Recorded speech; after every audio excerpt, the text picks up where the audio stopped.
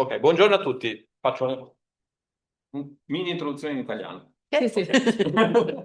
Oggi abbiamo questo esperimento per il Moot italiano.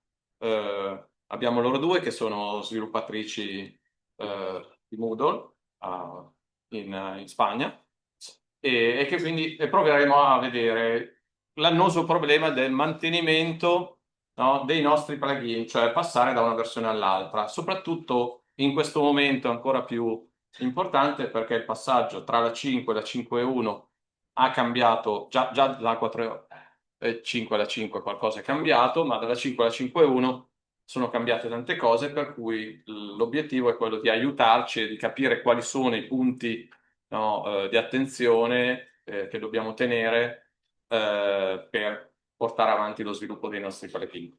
Questo è più o meno cosa. Per cui lascio la parola a Sara e a Maya e divertitevi. Grazie mille. Sì. So if you need something, I will stay here in Pinocchio behind the dashboard. If there's some needs about communication and so on, I will try to act as a facilitator between the people and you. We are not people. Because I mainly doesn't talk in English, so it's pretty the same as I'm not here. Ok, so buongiorno everybody, and grazie per essere venuto. I think that's the only Italian that we know. So, so as Sergio said, he's gonna try to translate to Italian if you need it. We are Spanish, so if we talk very quick, just let us know. You are used to speaking as quick as well, so I hope there is not a problem. But if you need us to slow down or to repeat something or whatever, just let us know because we have time and we are here to learn and to share, so that's totally fine. She's Sara, I'm Amaya. We are both developers in Moodle HQ, as Bobo said, in Barcelona office. She's a staff engineer, I'm a senior developer. And as they say, we are here to try to give you some tricks for updating plugins or making the plugins code easier to maintain, at least, not to lose your mind every time that you need to upgrade them. So, but we are here mainly to share, okay? This is not something that we are not here in a master class. We don't know everything. We know some things. I'm sure that you know other things that we can share and we can help each other and these kind of things. And we're gonna try to have fun, okay? So there you are. There you have a QR code with a booklet for you to answer the questions. If you want to go there and answer, that's fine. If you didn't yet, we'll check the results later. Yeah. Okay. So as I said, those are the goals for. Okay. I was too quick already. Yeah.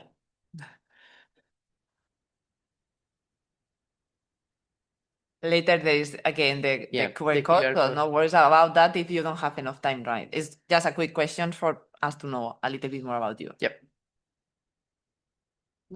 Yeah. Mobile. Sí, I don't know.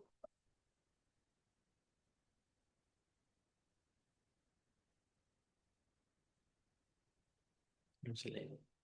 No.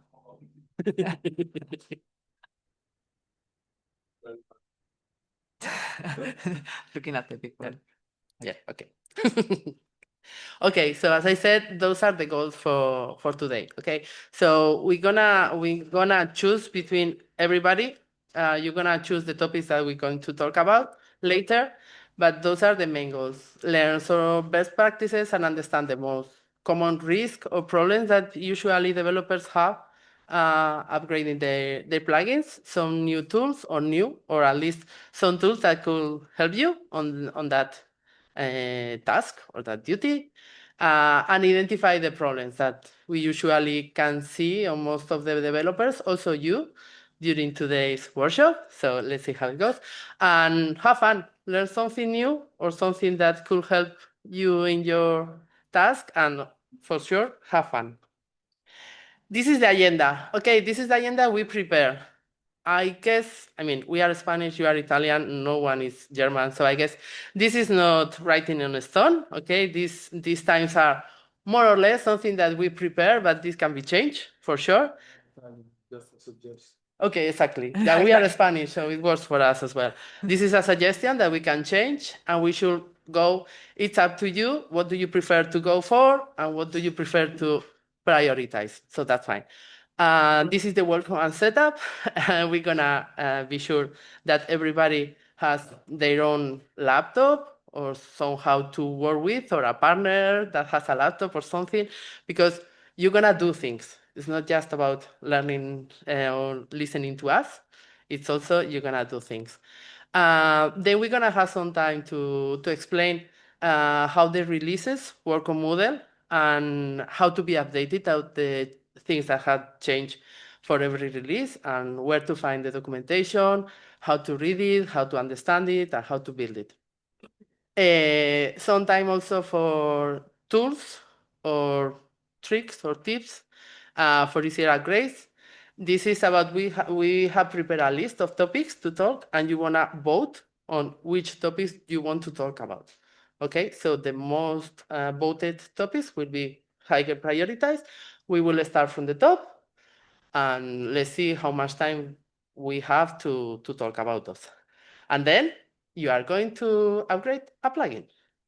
If you have your own plugin or your own code, that will be perfect, because it's something that you can take advantage of. So use it and have this work already done, or at least part of this work. Otherwise, we have a list of plugins as well if you want to help the maintainers to maintain and to upgrade, just to make some upgrading, some job, because you are here, we are here to work. Okay. We're gonna have also some time to troubleshooting session based on the troubles that you have or the problems that you found during your hands-on part. And then I'll wrap up and closing, and we're gonna tell you something about the plugins and things like that. But that's the agenda. Okay. So as I said, we are here to work. So we need, this is the QR code again, if you didn't vote yet. So the requirements for what we need or what we are planning to do is mainly a Moodle development environment that I hope you will all, you have been all informed about it, and you bring it. Before going to the requirements, do you want to check Yeah, let's go. the role? It's like the role that they have been voting. My mouse stops working.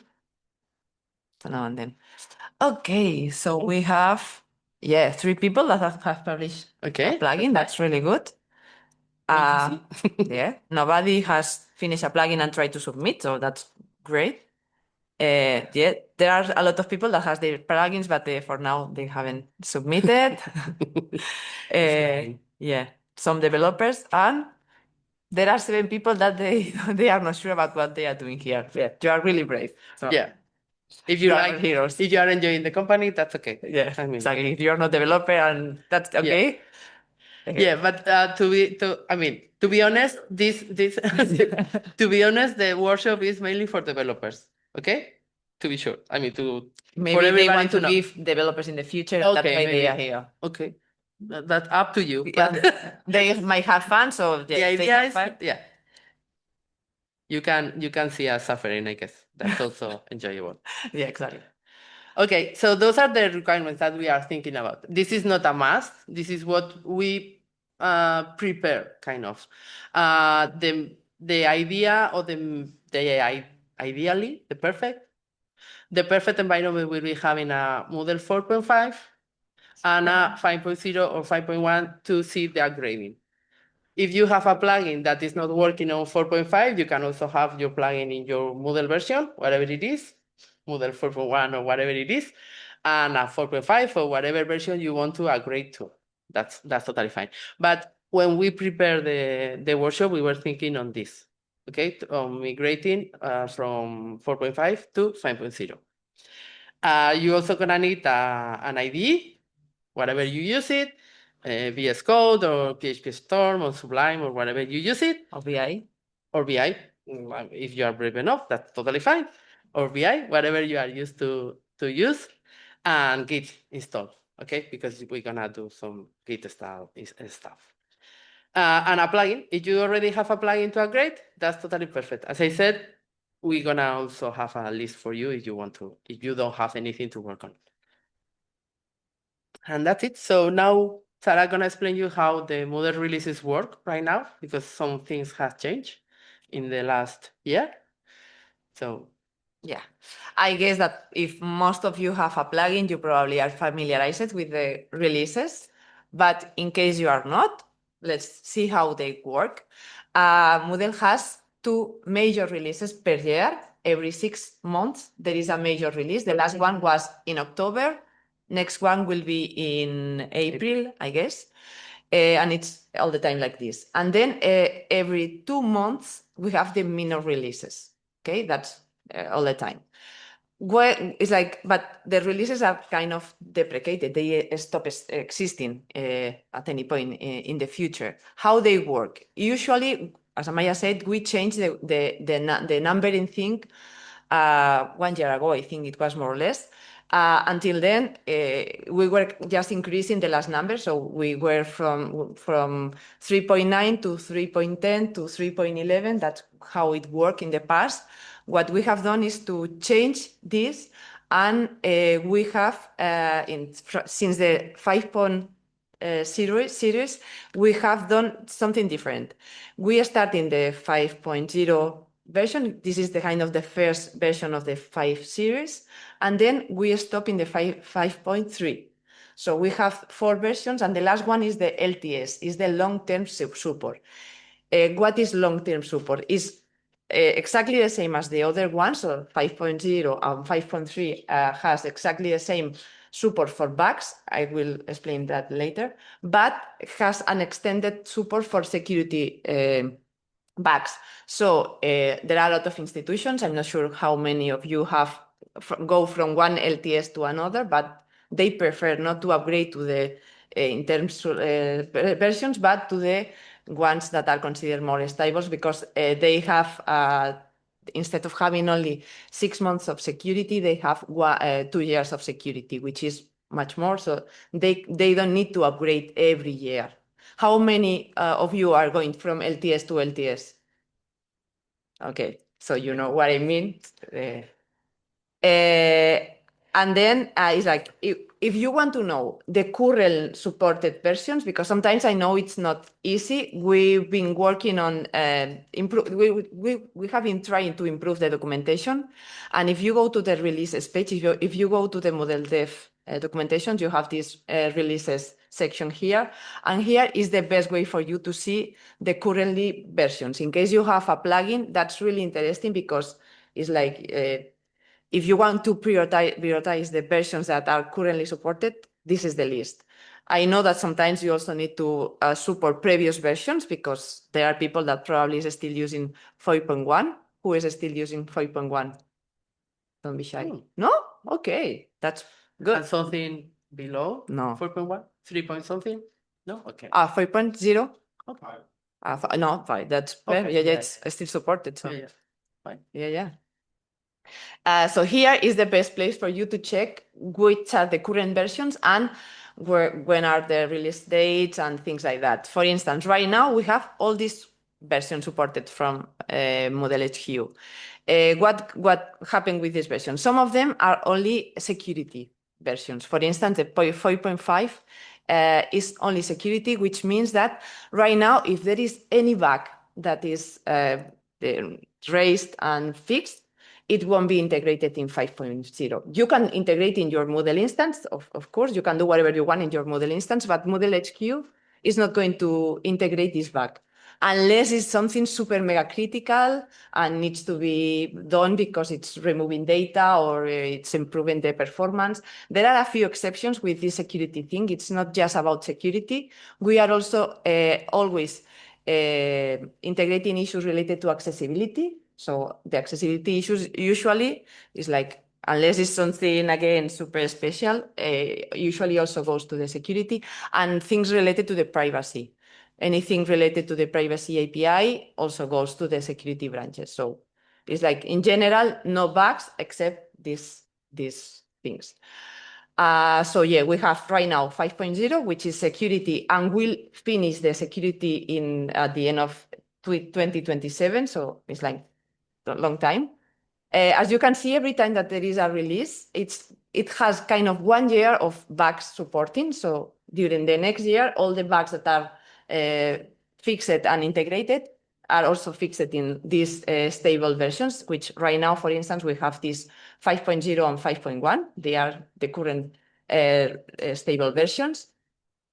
And then once they have this year of bug fixing, they have a half year of security. So it's like I'm during the bug fixing, also the security bugs are fixed for sure. But then during these like 6 months, it's only security bugs. So any other bug, it's not fixed there. So you have unsupported from the bugs perspective, you need to update your manually.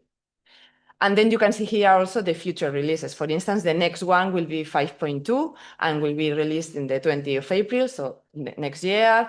And again, it will have 1 year of general support and then 6 months of security support.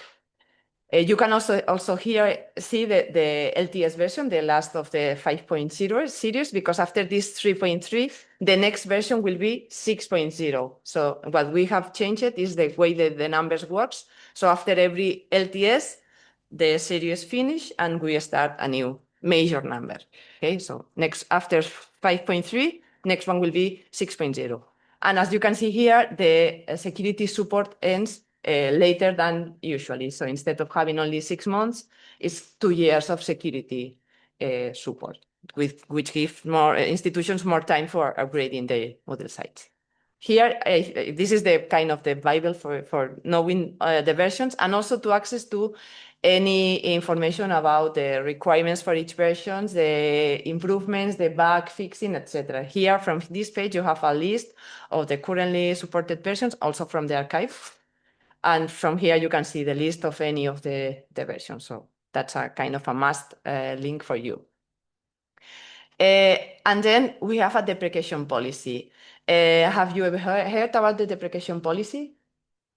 No? Okay. We have it documented, of course. It's also in the model developers page. We have a page explaining how deprecation works. And this is important for you as a maintainer of a plugin because that's the rules that we follow from Moodle to decide when a method in the API needs to be removed. And so if your plugin is calling some of these methods, you need to be sure that you update your code on time before the method is removed. I think it's a really good way to proceed because it has 2 different steps. The immediate action when we deprecate something, it's just to deprecate it, to warn developers that this method will be deprecated. But it's not just, it's like I'm going to deprecate this so you cannot use it anymore. No, you have time. Usually it's like if we are deprecating things in 5.0 or 5.1, they will be finally deprecated in 6.0. So you have 1 year or even 2 years, depending on the version, for updating your code, which gives you enough time. We should have enough time in 1 year, 2 years to make these changes in case they affect. Not always they impact you. If you enable the debugging mode, you can see a lot of errors. So that's good because if warnings, yeah, to make it easier to identify these changes. But it's like if you don't have the debugging mode enabled, which I don't think you have in your production sites, users didn't know. It's like they don't know that these methods will be deprecated and removed in the future. So that's why you have this 1 year or 1 year and a half to update your plugins. And then once the final deprecation arrives, it's only about these methods are finally removed, so you cannot use them anymore. If your plugin is using any final deprecated method, you will see that it stopped working because if you are calling a method that doesn't exist, it won't work. And then we have recently we have updated and the policy for the deprecation, and we also added one extra step to remove, because it's like in Moodle we don't like to remove things. We love to keep things, and this has changed. And from it's like now that we have this new way of working with the versions, so something that has been deprecated in 5.1, for instance, and will be finally deprecated in 6.0, will be removed in 7.0. So we have kind of 4 years or 2 years and a half or 3 years, depending on, to finally remove code. Otherwise, it's like we are keeping a lot of code there that it's not used anywhere. So I don't think it's also a good idea, because having code that is never executed makes things harder to maintain. So yeah, I think it's interesting to know how deprecation works for you to see. And it's like, I know that sometimes you hate the way we are deprecating things, and it's like, because it implies that you need to update your plugins, but it makes sense. And I think it's like, yeah, it's better than keep them forever and having to maintain, or yeah. Okay, so it was just on a slide, but nice one. Here you also have some interesting links. Oh, happen again.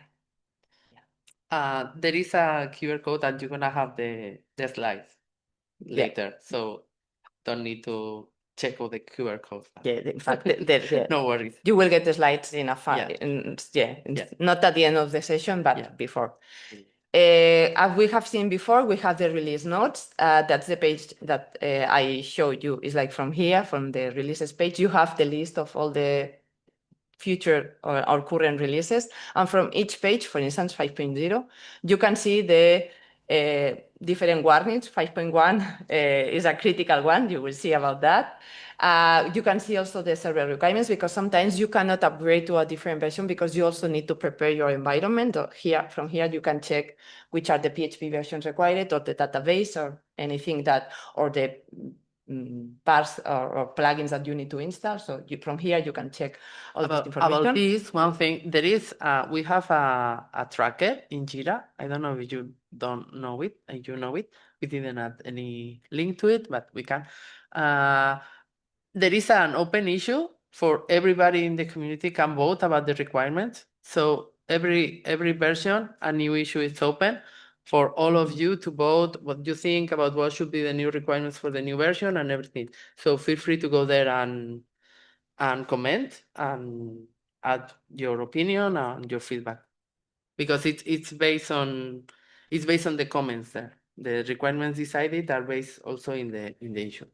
For instance, recently we have integrated, it's like the requirements for 5.2, which will be released in April, have been decided in this issue in the tracker. And in fact, the Moodle code has been prepared. So right now, if you have the main branch, you will need to upgrade the PHP unit to 8.3, because right now is the lower version that needs.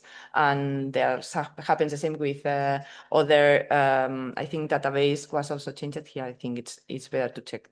Like Postgres, now it requires a higher version. SQL Server also has a higher version. So yeah. And it's like this issue for 5.2, you are not on time, because the requirements have been decided and have been integrated right now. But every time after every major release, we have this decide Moodle, whatever requirements, and anybody in the community can vote here, because sometimes there are decisions that are not that easy. Sometimes you need to upgrade to a database version, which is really hard to upgrade because of the requirements. And so knowing your thoughts about that is really important. So I highly recommend you to keep an eye on these issues. I accessed to the integration exposed. Maybe we can also add a link to the integration exposed to the presentation. I think for the developers, the integration exposed, I'm not sure if you are familiar with it or not, is the best way to keep posted. Every time that every week a new version is released, it's not a version with a tagged version, but it's a version with new features that with the coming changes and everything to prepare for the major version. And here we usually try to highlight the main changes. So for you to keep posted about what will be what will you require in the future or things like that, I think it's a really nice forum to keep an eye. So we'll add a comment here.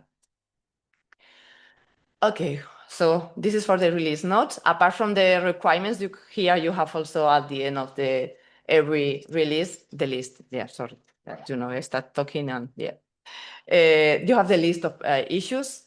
We have also the developer notes. That's really important for you to identify the main changes. It's like when you need to upgrade a plugin to 5.0 or 5.1, you need to know which are the deprecated methods and the changes that have done. And that's the best way for you to know. There is this upgrading MD file on each version. In the past, it was not that easy because we had the upgrade txt files and it was kind of everywhere and you need to look at them one by one.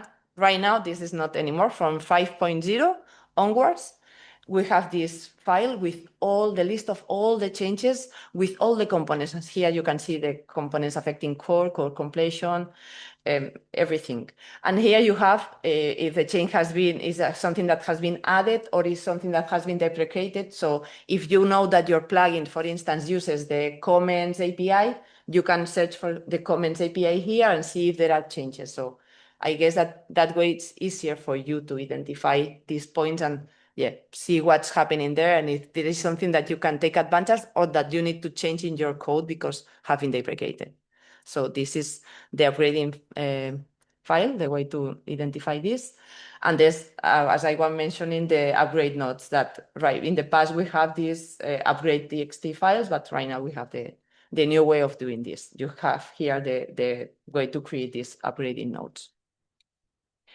So now it's like we have done the first part and we need to decide how to continue from here. As Amaya said, we have prepared a list of topics. Any question about what we said? Because we didn't say at the beginning, but if you have any question, just raise the hand and stop us talking. We like talking, but... Are you still here? Io approfitto per chiedere problemi nella comprensione, a me sembra di no, se capisco io l'inglese. Well, we can try to understand a bit of Italian. Is easy to understand, to follow? Yeah. Okay. Yeah, we are doing our best. We are English is not very good. Yeah. Just a suggestion. Yeah. If you can show again the releases? The releases, it's okay. Yeah. The other one, this one. The main things I think is not there. It should be. Is the minimum releases from MySQL for your database. The requirements. The requirements, but there. They are into, it's like, for instance, if I'm not sure if they have upgraded this. So there's an alternative page that does this. For each one. Maintained by one of the community manager. Okay. From forum. Visvanat. So there is a page that he's maintaining. It's a forum. It's a forum. Okay. The official forums coordinator. So it's into it is because the requirements are not general. No, or you mean you don't mean the version? You only need PHP. No, because the same things that you're saying about Moodle, about the deprecation and changes and so on. It's also is there also for PHP. Let me say the array words should not be used.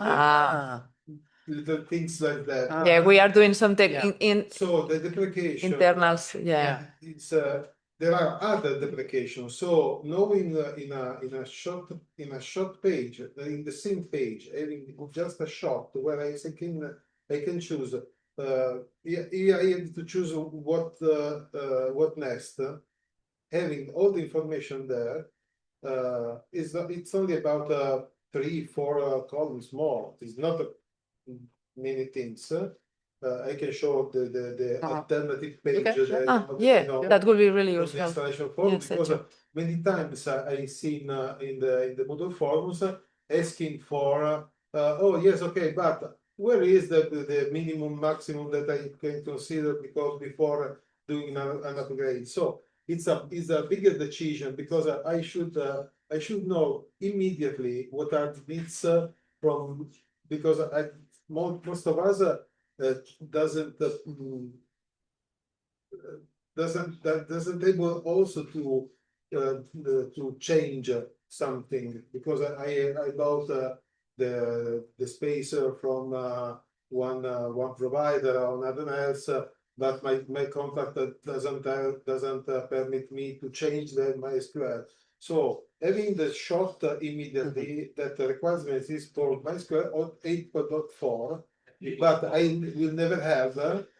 So I have to understand it briefly, not having to Here you need to go one by one. surf Yeah, again, you need to go to and it. to search to. Yeah. So just having that information bring up consistently, obviously, but bring up this information in just one table, because this is a one shot, and I can do my decision about what will be my next model version. Yeah. This should have, I Yeah. believe that this could have many of us. Yeah, okay, we'll pass the message. Yeah, we'll write it. Non sai mai qual è il PHP, ma poi mi funziona, cioè qual è il PHP, perché poi da minimo e Yeah. massimo a me, Yeah. just the range. Per vedere se qual è la versione mia, Just the ranges. Yeah, otherwise you need to go the one by one. liability range is about the support, because if you have the correct MySQL or the correct Yeah. PHP version, you can jump to that version if even I would be. So these are decisions that take place before choosing the Moodle. So the information is in the opposite. I should choose the Moodle, and then check. Yeah, that's check, I know that's important, the version. and Yeah, then yeah, if yeah. I can. Because yeah. So having this information on top level could help many people, not only Italians one, because I follow in the installation forums on Moodle. Is one of the forums, also for Italian ones, molti di voi, se poi frequentate il forum Moodle, sono quello che risponde spesso. We will raise a message. Sembra essere, it seems to be a need from people to understand what are the plans that should be, what I should take care to upgrade my Moodle. Yeah. And my plugins also. Yeah. Because knowing Yes. I have You need to- also, you need to upgrade sometimes your plugin because it's using a deprecated version of PHP, for instance, that is not supported anymore. So Just some weeks ago, I got the PHP error because I used in the past something about str search something that there's no anymore the function in PHP in new PHP. So yeah. I had to change to ask obviously ChatGPT how to change it and report the new PHP needs. Even Moodle itself doesn't ask me to change because it's completely separated. No. But if you enable debugging mode, you will see all these errors too. The warnings. The warnings. Yeah. Okay. Good suggestion. Suggestion. Yeah. Okay. Okay. So let's see the proposed topics that we have prepared. You will see a list. I'm going to explain you a little bit this list. I'm going to also move this slide because you are going to, as Amaya said, you are going to vote this list. If using the same Google page that you used before, that's why we wanted you to have to wear there.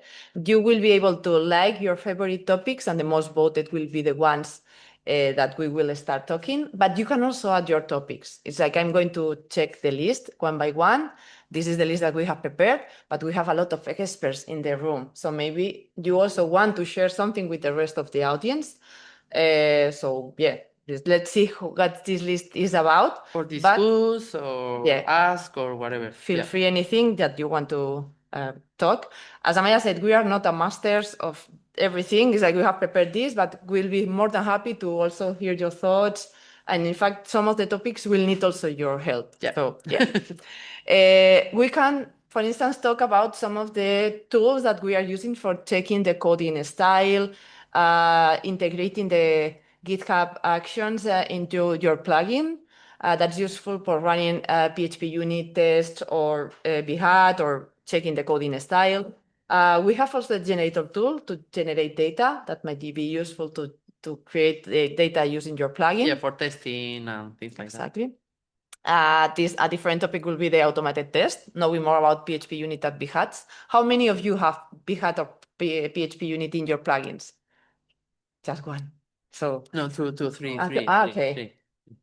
but Not enough, but okay. not always. It's the thing that we usually left for Yeah. it's like, and we prefer to spend time testing the same thing in the future Yeah, a lot once of again. times instead of, yeah. I think that's an interesting topic. In the past, I have no time. Yeah, But it's time. You are buying time for your future. Yeah. Yeah. Yeah. Investing. Exactly. We have also Xdebug. Not sure if you have used it or not, but it's like in the past I usually use the bar dump everywhere, and it's not ideal. Xdebug is much more easier, and once you know it, you don't want to know anything about bar dump and things like that, or dice. We have everybody's like if we are developers, we have our IDI, we have our favorite plugins and tricks and things like that. So we can share about our favorite IDIs. Here it's funny because we are using a different IDI. I'm a VS Code. I'm PHP store.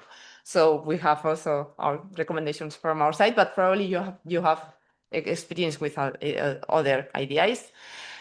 We have Moodle Docker. Not sure if you have ever used or not. It's really nice for testing different PHP versions or different database versions. So for your plugins, when you need to test something in a different Moodle version or with a different PHP or database, that's one of the solutions that you might be interested. We can also talk about the latest changes and deprecations, the Bootstrap 5 that was upgraded in 5.0. So this is going to impact for sure most of the plugins. So that's something that might help you to make it easier to upgrade the changes related to Bootstrap 5. Yeah, Bootstrap 4 is going to be removed in 6.0. We still have time, but for you to be ready for that. As Sarah said, we still have 1 year more, but Exactly.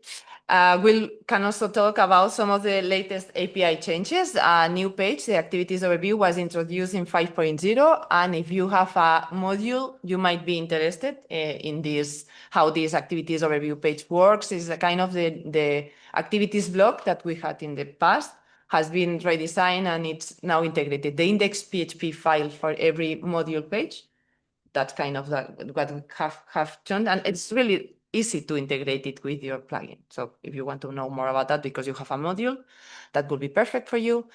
We have also the plugins review checklist. That's the list that when a plugin is sent to the plugins directory and needs to be approved, that's one of the things that people is checking. So maybe it's useful for you if you are planning to send your plugin to the plugins directory. That might be useful for you to see what we are checking from Moodle. There is also a security checklist that it's interesting because security is important, and sometimes there are a few things that can take. We are not experts in security, and so maybe we can also hear from you. We have a security list that we know a lot the basics, and we have also accessibility checklist. As I said before, accessibility is important, matters to Moodle, and there are a few things that we can take into account while developing our plugins, and it's important because it makes our plugins accessible. We can give you kind of a few tips. And as I said before, other topics that you would like to discuss. So we won't have time for all of them, as you can imagine. So it's up to you to prioritize them and see what is more important for you. What do you think about the list? Is there any topic Anything that we are missing and you will like to talk about? Any interesting topic? Is like, or is a list that is like, Do you want to talk about Moodle?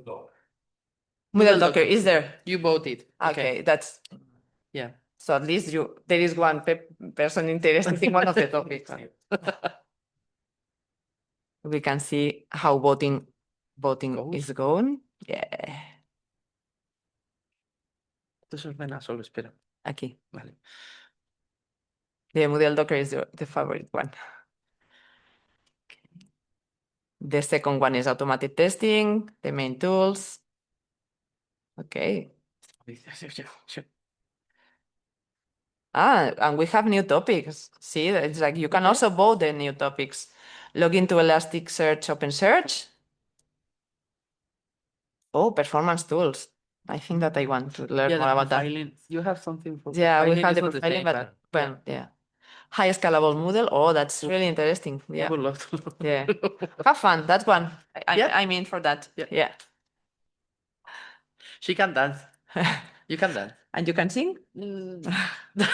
I can try.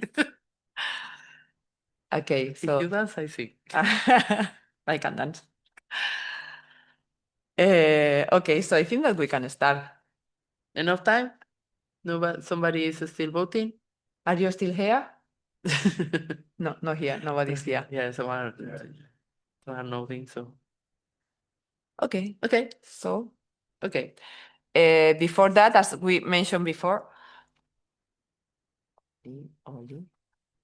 as we mentioned before, you have the slides before the end of the session. Now is when if you access to this QR code, you will get the Because slide. there are lots of links there that. And sometimes it's like if you need to execute things, it's easier for you to copy and paste and things like that. So instead of waiting until the end of the session, you will get them now.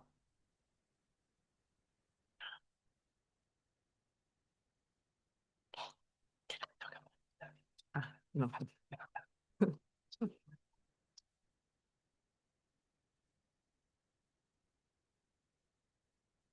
Maybe it's easy here. Okay. Yeah, I guess. No, porque tiene rescape. Eso. No. Ya está. Is it working for you? Yeah.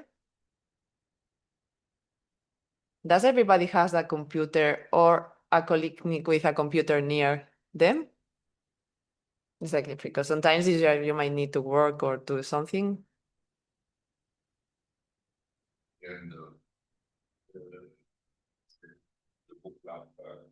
Ah, dico.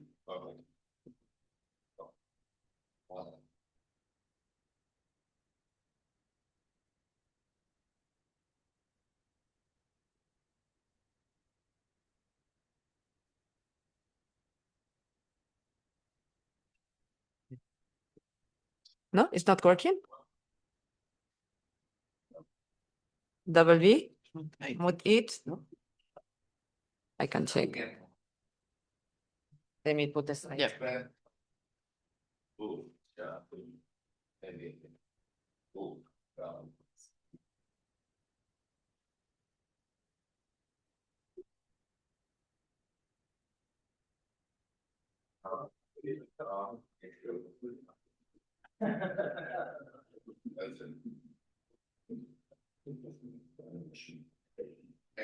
You're welcome.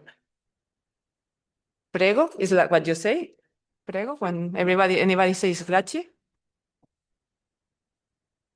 Okay. Do you have the slides? Everybody have time to get the slides? Not yet? Not easy.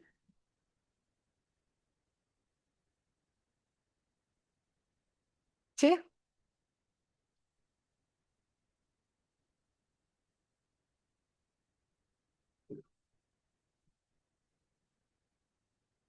Okay. So Okay, yeah. Let's go for the voting. the voting. So Vale, sigue siendo. no, Okay. automated test is the Okay. first one. Okay, so let's go for the first one, which is automated test. Okay. Right. Yeah, okay. ¿Quieres poner eso aquí? No, that's fine.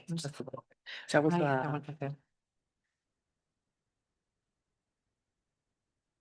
Okay, so the first topic, the most voted, was automatic test. So as we said, why we should need to test if we can do it manually.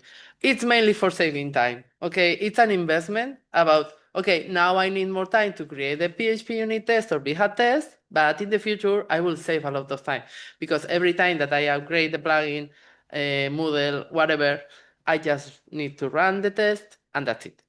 So that saves a lot of time, even though at the beginning it doesn't seem like that. So that apart from saving us time, that helps to confirm or to ensure the code quality. So every time that I do some changes in my code, whatever change it is, I can just, it's easy. I mean, Sarah doesn't like it because Sarah is very aware about penguins that we are killing every time that we run tests. But sometimes don't gonna say that it's worthy to kill penguins, but you know what I mean. I mean, it's worthy because it's saving time. Okay, so every time that I do a big change, I can run the test and be sure that the code quality is still as good as before the changes, and it helps me to find the regressions before they are too late, before a final user get it and raise a bug. It's better to get it and fix it as soon as possible. So it's easier to find those regressions every time that we do some changes. So those are the main reasons, the main big reasons to do tests, but also to save time. So some misconceptions about automated testing. So automated test. This is a complicated word. Automated, but you know what I mean. Automatico. Automatico. Okay, the automatico test automáticos. Okay, so automated tests are not here to replace manual tests. We should continue doing some manual tests, but the manual test is going to be after the automated. So it's always going to be easier and less time consuming than without the automated tests. It's going to be easier. So we can reduce the number of tests. There are always going to be some tests that needs to be manual, of course, but at least we can reduce the time that we spend on manual testing. And everything can be automated. No, that's not true. I mean, will be perfect if if this is true, but it's not. So no application can be 100% tested by automated testing, of course. No worries about that. But some of them can be automated, so let's do that. Okay, the business critical, the things that we are repeatedly executing, so it's easier to do by automated tests, and the ones that are very difficult to perform manually. Okay, sometimes there are some that you need a lot of data, you need a lot of time to set up the environment to test it. So let's do it automatically, and then it's going to be much easier. And things that we need a lot of time to test because they are very long tests or things like that, that also helps to be automated. Types of automated testing. We have like we usually divide the test on 3 different levels. The first one is the unit testing or API testing. So we usually use the PHP unit for PHP and just for JavaScript. So we just testing that the methods do what they say, what we expect. The behavior of the functions, the returning values of the function are the ones that we are expecting. Then at different level is the acceptance of behavior testing, for which we use Bhat. In Moodle, we use Bhat with Cucumber and Fitness, for example. The tools, there are another tools that are Fitness, which we don't use, but there are some tools. So in this case, what we test is that the function or the feature is doing what we expect to do, but it's just a more global thing, like when the user uses this feature, it's going to happen what is expected. It's not just function by function, but a bigger like feature testing. The last one is the user experience testing, which is the most difficult to automate because it's more that the user can do what they want. So it's very complicated to test, and we usually use the manual testing for this. So first of all, unit testing, okay? So for this, we Moodle use PHP unit because we use PHP. This can be run without any browser. This is just about integration test and unit test.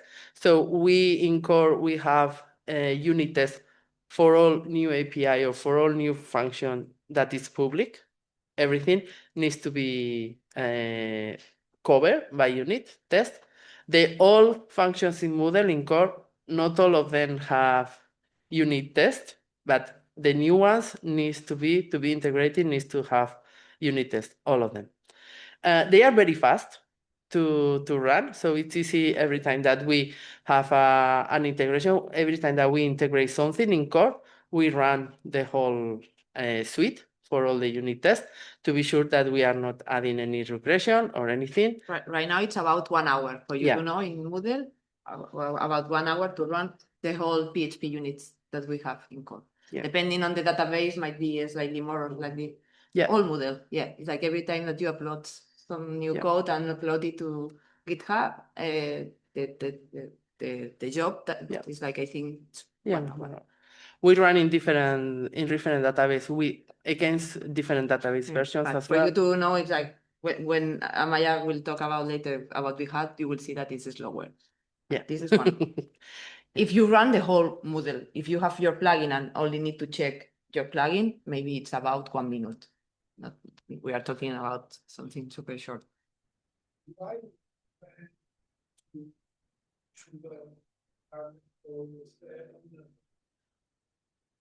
I'm talking because every time that we prepare a patch for something new in Moodle, we upload it to GitHub, and then it's like we are checking it's everything executed just to confirm that there are no regressions, because sometimes you are changing something that might impact in other places. Depending on the patch, is not going to affect because you are changing only something super tiny. But in other changes, it helps you to identify things that were impacting in other places. So, yeah. Yeah, in HQ we have a double review process. Like there is every time that a patch is submitted, there is a peer review first. And then after the peer review, there is another review level that is the integration review. So in that integration review, we always try to be more global. Like the first one is more about this feature is changing this here. The integration review is usually more global, like try to be sure that this that we are changing here is not creating a regression somewhere else, because sometimes happens to everybody, I guess. I guess I'm not the only one. But usually the thing is that to save some penguins, we try to, when you are changing this, you just run the test related to what you are changing. So that's okay, that you run the unit test about the module you are changing, and that's it. But before releasing that, we need to be sure that we are not creating any regression. So before any integration or after any integration, we always run all the test suite to be sure. That's why. So we run them a lot of times every day. Just a technical suggestion. Yeah. Please reply the question also. The question. Not by the people, so because the registration. Repeating the okay. question, maybe. Okay. Okay. Okay. Okay. Yes, my question as a plugin developer. Okay. No.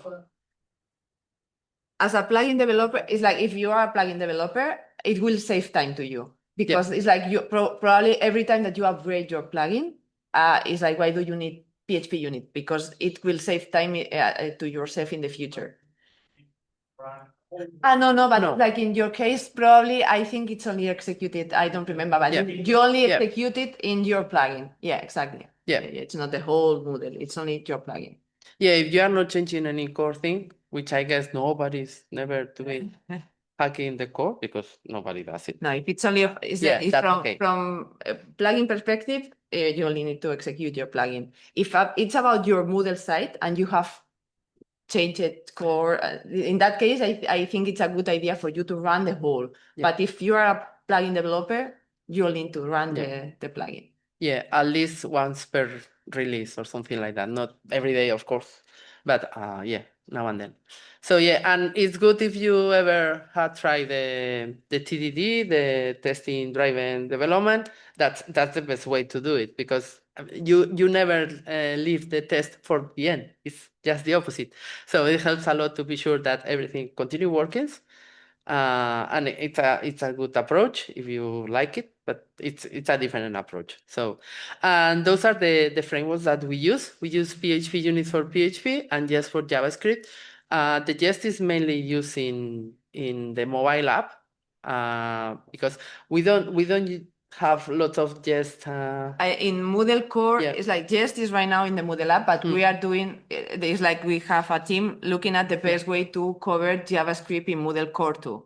They are analyzing several frameworks and Yeah. they are deciding if it will be Jest or so in the future, maybe Yeah. next year, yeah. we have more information about that. But right now, in Moodle, you can only cover PHP. Yeah. The And JavaScript just in the is app. not. Yeah, that's it. And so some best yeah. What? Say again? The percentage. Oh, I have no idea. The Repeat percentage it. of the No. coverage. I think it's close to 80, but I didn't check. I haven't checked. Yeah, it's like if you Yeah. the maybe the last 4 or 5 years, as Amaya said, Yeah. everything that has landed new needs to be. It's a must. It's like we cannot integrate anything that is covered by PHP. This is probably When it's possible, sometimes it's not possible. yeah. In the past, there was not. It was not that mandatory. So, but I think it's pretty. It's like I will say, Yeah. we are playing. I think it's Yeah. 70-80%. It's possible to look at it. I haven't checked it, but yeah. Yeah, I think it's from 4.0 or something like that. Everything that is new needs to be added, covered by PHP unit. So I guess And in the past, it was not that mandatory. So it's like there are code from before this legacy that code. that Yeah, but it's improving because every time that we deprecate something or remove something and create something new, we add PHP unit, so it's improving in the last. But yeah, I didn't. Does check. anybody know? I can Because maybe like we don't know, but you no. Okay, that's a good question. Yeah. So yeah. Then. Okay, so some best practices. And just for you to know, we are moving to PHP Unit 11, which is deprecating some things from the previous PHP unit. So in core, now we use PHP Unit 11. So now we should use PHP 8 attributes instead of using the double annotations. So now instead of having the, how do you say arroba in Italian? Like the at. Okay, that I cannot pronounce that. Sorry. How do you say? Chiocciola. I'm not sure I can. Oh, okay. Okay. In Spanish, I don't know what it means, arroba, but whatever. So instead of using the chiocciola, something like that, in the dot blocks, now we need to use attributes. Okay, the new attributes from PHP 8. It's not mandatory yet. It's not mandatory. It's a good practice. In the future will be mandatory, but right now it's a good practice. None of those are only best practices, okay? None of those are mandatory because as Sarah said, for now, we are still using, it's just deprecated but not removed. So, but at some point we will need to migrate to this because we are already using PHP Unit 11. We recommend to use generators for data providers instead of arrays. I'm gonna show you an example of those changes of best practices later. But yeah, use generators instead of arrays. Right now, usually for the data provider, do you know what data providers are? No. Okay. No? Okay, so the idea is sometimes when we create a unit test, instead of adding each use case, like the typical use cases, the zero, the null, the empty, the non-existing, the wrong value, things like that, instead of having like a test for each of them, we have like a test that gets different use cases or parameters from a different function. That different function is a data provider. Okay, so we can create a unit test that is running several times. Each of the times is running with different parameters. So then we can run the test that this is the expected behavior and create a data provider that says, okay, test this with zero, test this with null, test it with false. I don't know. Or with different settings. It's like maybe the easiest thing for. This is a data provider. So right now, the most common thing to create on the data providers was to create an array of values. So an array saying like zero, the key will be zero value. I don't know if we have, okay, I think. Can you see? Yeah. it's big enough. So this is a data provider. So this till now, on most of the data provider, those were arrays. Okay. So the array is like this kind is provided for the get completion overview. So in this case, for the complete, we call it complete as a key, like the use case name. So we send the value set completion complete, and in here, this test will be run like 1, 2, 3, 4 times. Okay, so the first run will be with the. I didn't put the same. Yeah, it was not a big idea. Okay, imagine that this has these parameters, only one parameter. Okay, the set completion parameter. So we will run once with the completion complete, another once with the completion incomplete, another case with complete pass, and the complete fail. So we can ensure that for sometimes in this array of the data provider, we also pass the return value or the expected value. Okay, so we can compare that. If I got this parameter, I expect this return value. So I can be sure that everything is working okay for all those use cases, instead of creating a test for each of those use cases. So till now, these data providers usually return arrays. Okay. Now, the best practice has always been to use generators, because are much more from performance perspective, are quicker and better, because how they manage the memory and things like that are better. So that's a best practice. But the data providers is something that they are very good for unit testing, because you can just run a lot of things or a lot of different use cases, and each use cases in just one go. Yeah. Okay. So, as I said, just ask. Okay. Some other best practices: keep those tests small and focus on simple. Don't test, as I said, you can use providers for different use cases, but the test itself should be easy to manage and to maintain. Okay, easy to understand what this is doing. If you need to test lots of different things, create lots of different tests. Okay, because if you change something, it's always gonna be better, easier to maintain the test if you have like simple and focused test. And usually we do in one go, we go for the normal behavior, which is the expected one, the normal use cases, and another test for the exceptions, the cases that throw exceptions, things like that, because it's easier to keep them and to maintain and to understand that this is the normal behavior, what we expect to happen, and this is what shouldn't be happening, but sometimes happens. So we also cover this part, even though we think will never happen or shouldn't happen. Yeah, good. Okay, so to create reliable tests, what are some suggestions to create those reliable tests that we can trust? Use always model generators. This is gonna help you a lot to create courses, activities, users, to set different users that now I want to test this test with an admin or with a teacher, things like that. Okay, there are a lot of data generators, a lot.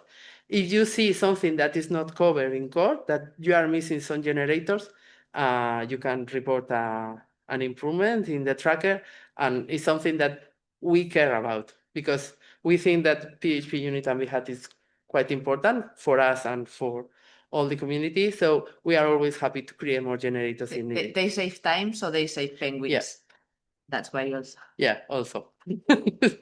So, and if you can, I will suggest to create your own generators on your plugin.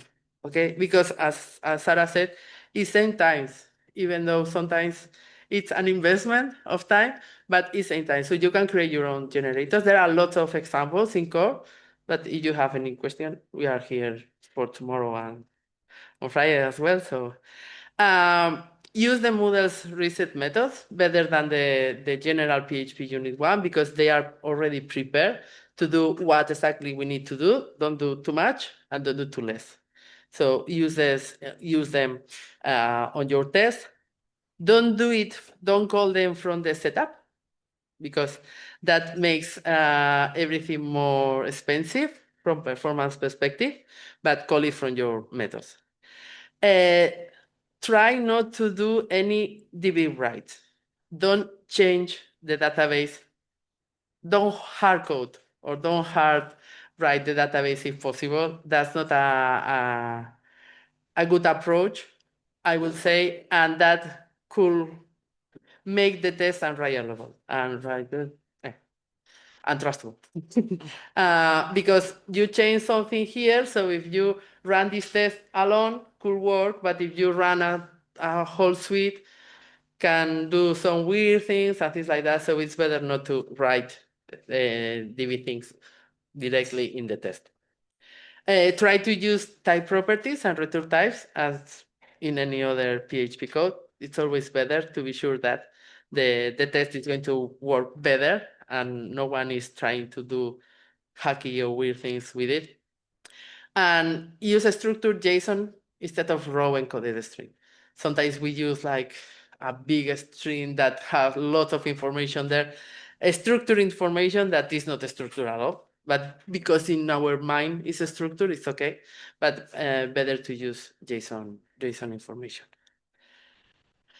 And this is the example I said, but there are a lot in core, so you can check there and see how we deal with the unit test. They are placed in the tests directory always, and they usually the file name is called whatever the class is covering, underscore test.php. So it's easy to find them because they are always in a test directory with this underscore test PHP file at the end.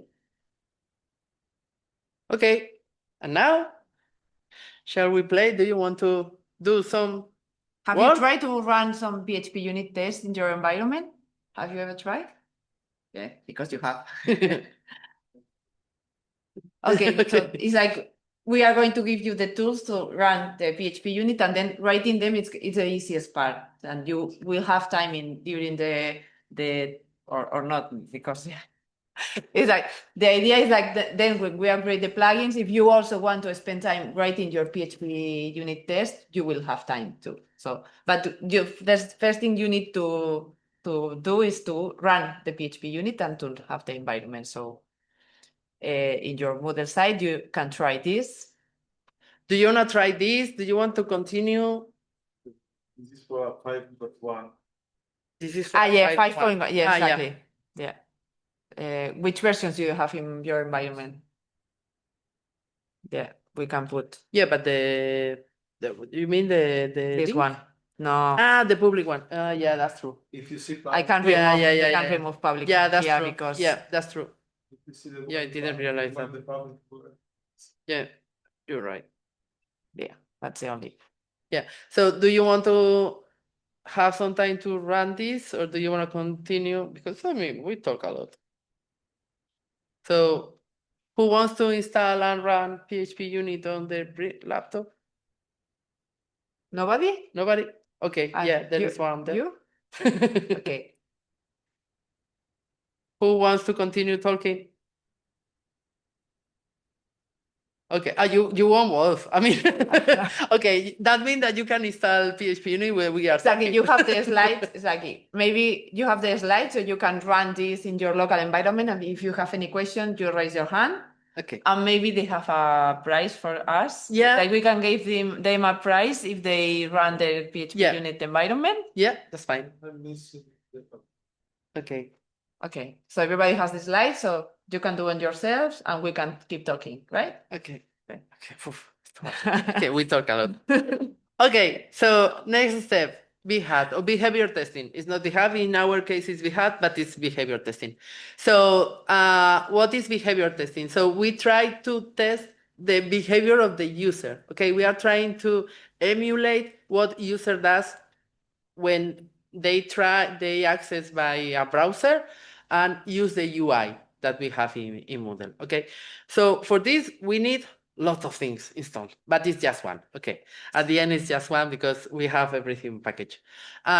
We use Cucumber, like the software tool to automate the BDD, the behavior driven development. Okay, we use Jerkin, which is a language that is that for Cucumber, and it's very close to natural language. So even for QA engineers that don't need to be as technical, they can create VHAT tests because it's close. Once that you know it, it's very close to natural language. And once that you write in the VHAT test, it's quite easy for anybody to understand what the test does more or less. Okay, maybe writing them is not as easy, but understanding them it's okay. We use the UX team. They are not technical, but they can understand the VHAT. The VHAT itself, it's a PHP framework for auto testing. So it's using the Cucumber for PHP. It's kind of the Cucumber for PHP. And we use Mink, which is the library to control the browser. Okay. So those are all the tools that we need to run a VHAT test. But once everything is installed and set up, it's quite easy. And as I said, it's already packaged for us. So what is Jerkin? Jerkin is, as I said, the natural language that we use to write the VHAT test. So we should describe a feature that, okay, the user comes to, I don't know, creates a course and goes to the course and checks the participant list and checks that can enroll a new user, for example. So that should be a feature, okay? The teacher logs in, does this, and checks that this is happening. So that example, that schema is based on given we are logging as an admin or as a teacher. When I create a course and go to participant list, then I should be able to enroll a new student, for example. So this is the schema. Given this is already set up, when I do something, then I expect something to happen. This is the schema of a VHAT scenario when I'm describing step by step what I should do. Okay. So this is the natural language kind of that I'm talking. So this is a VHAT test. Okay. This is natural language. So the idea is to compare both. But I think more or less this is the description of the feature that I'm testing. So this is totally natural language because there can put whatever I want. But this is the VHAT. So here, given the following user exists, which username is Julia, password is this one, first name is Julia, last name is user, and this is the email.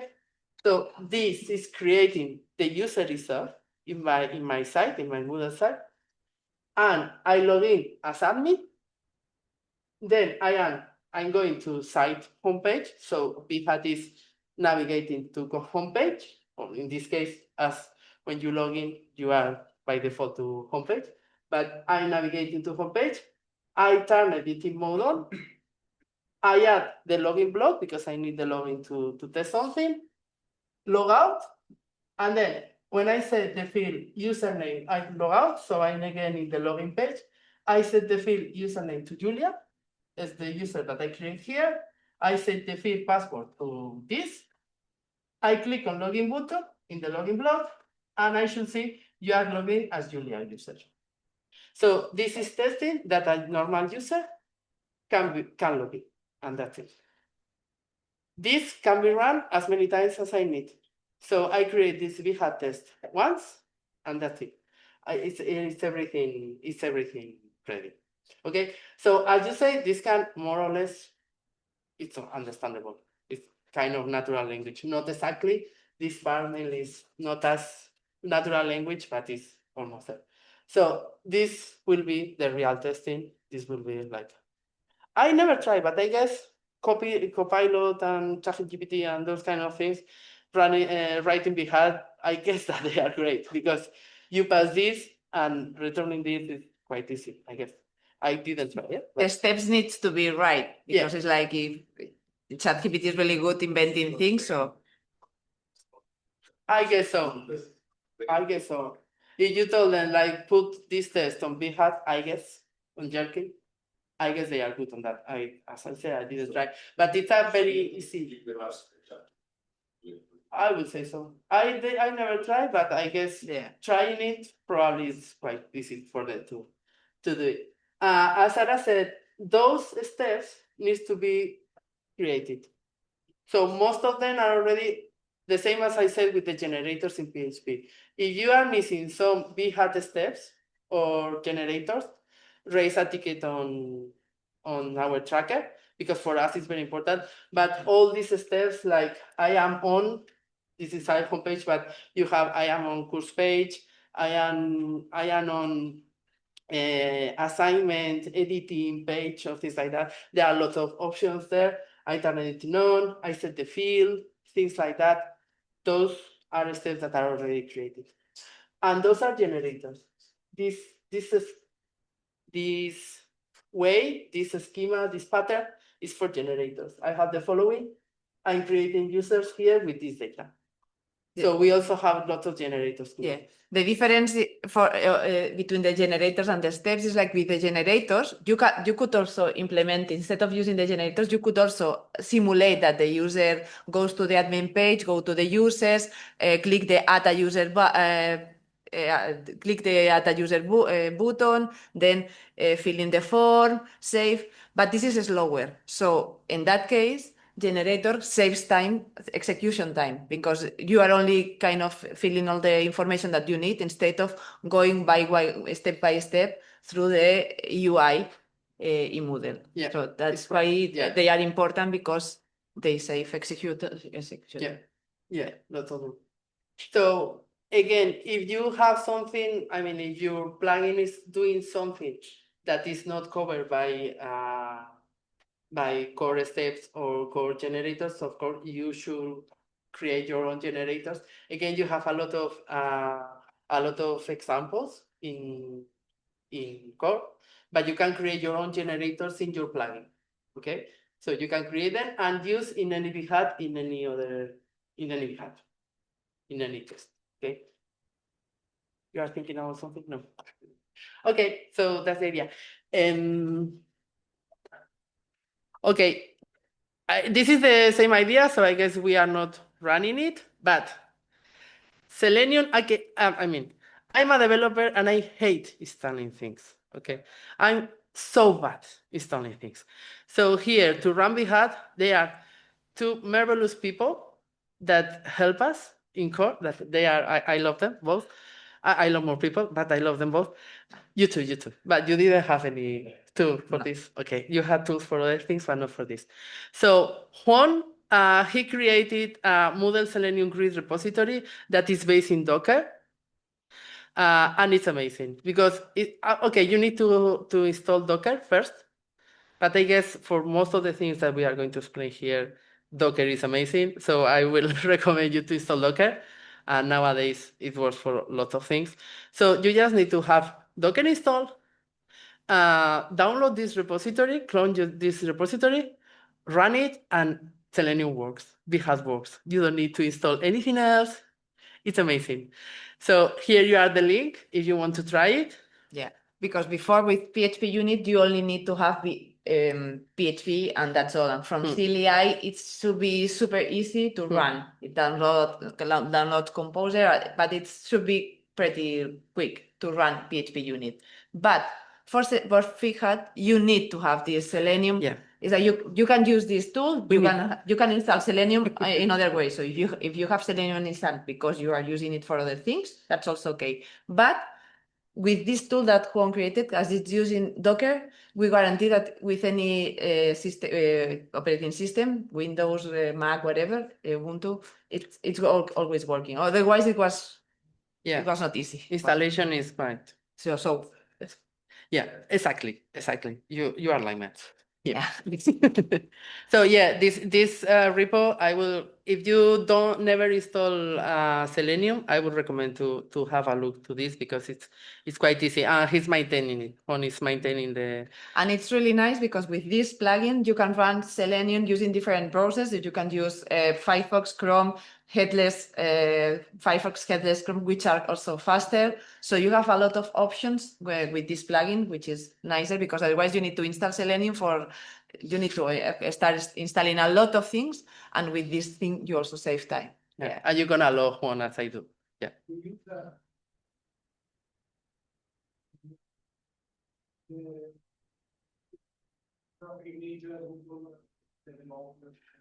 If you use a Moodle Docker, Yeah. Moodle Docker has the Selenium integrated, so it's okay. good. Yeah, in the Moodle Docker session that we have here, you will see that, and it's like you don't need to install. If you are using Moodle Docker, you don't need to install this because Selenium is one of the. This is just if you don't have Selenium installed, you can do all the stuff or download clone this repo, and that's it.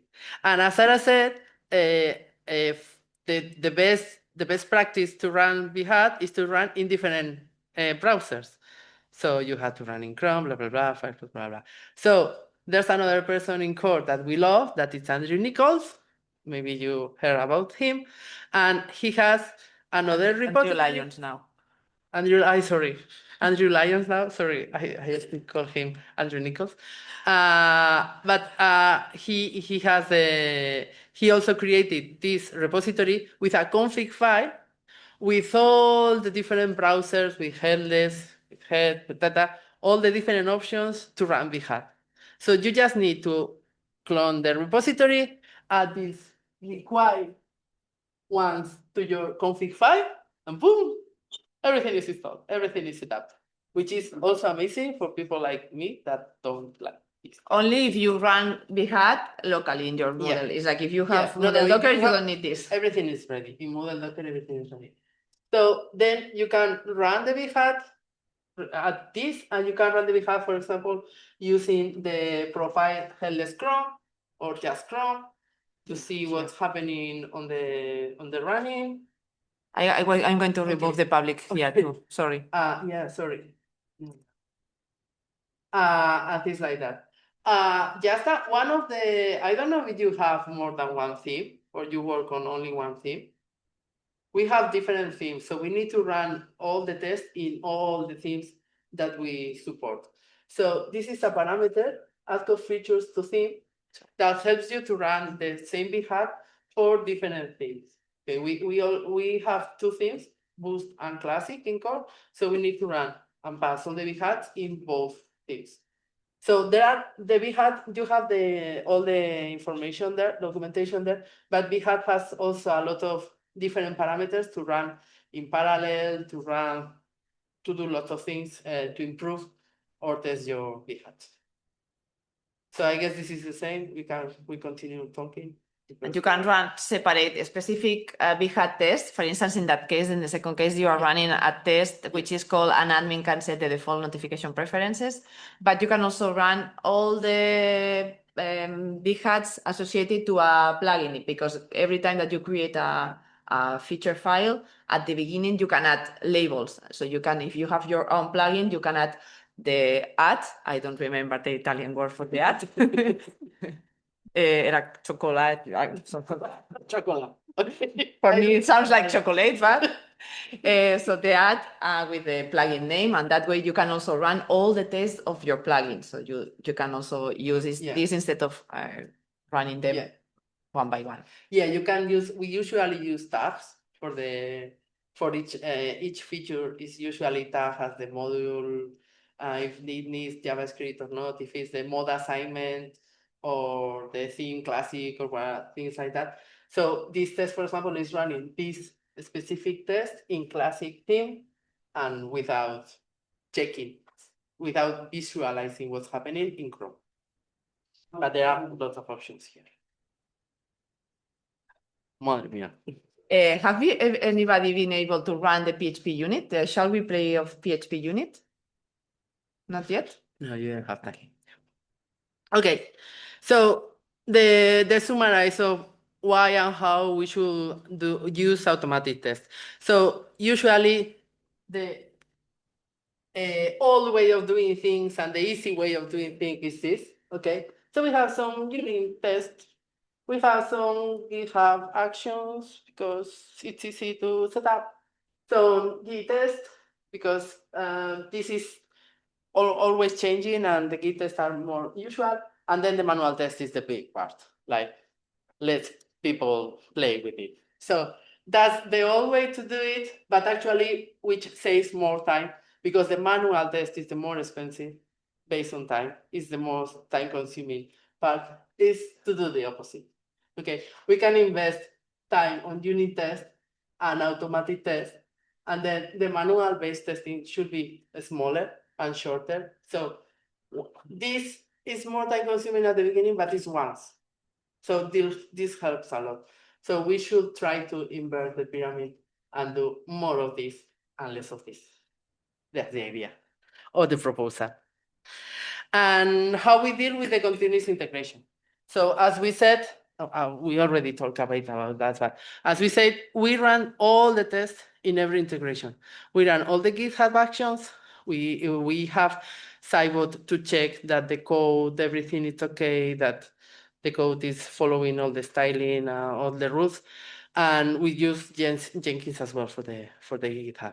So we have the automated testing in the base of the pyramid, then the continuous integration test, and the continuous delivery when we release a new version. Okay. So the summary: automatic testing ensures quality and ensures that changes do not introduce any issue. So that's the main point. A part of saving time that is not as important, but really it's important enough to invest on this.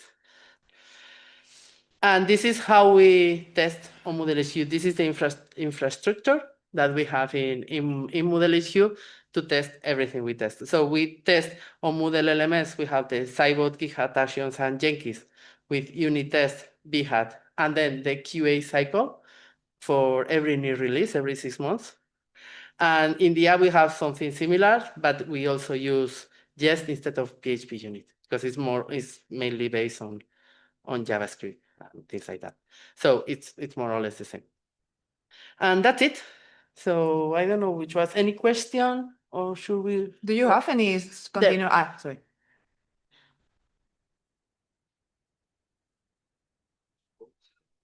For example, for example, if Avila need access the database. We test everything in the APIs, I guess. So the HTTP codes, we don't have anything like that, or maybe in the GitHub Actions or something. Any? I didn't get the. So the HTTP codes, like, o sea, a ver si. A ver cómo lo explico. So for the APIs and everything related to APIs, we try to test everything by unit test. Yes. No, that was the question. Yeah.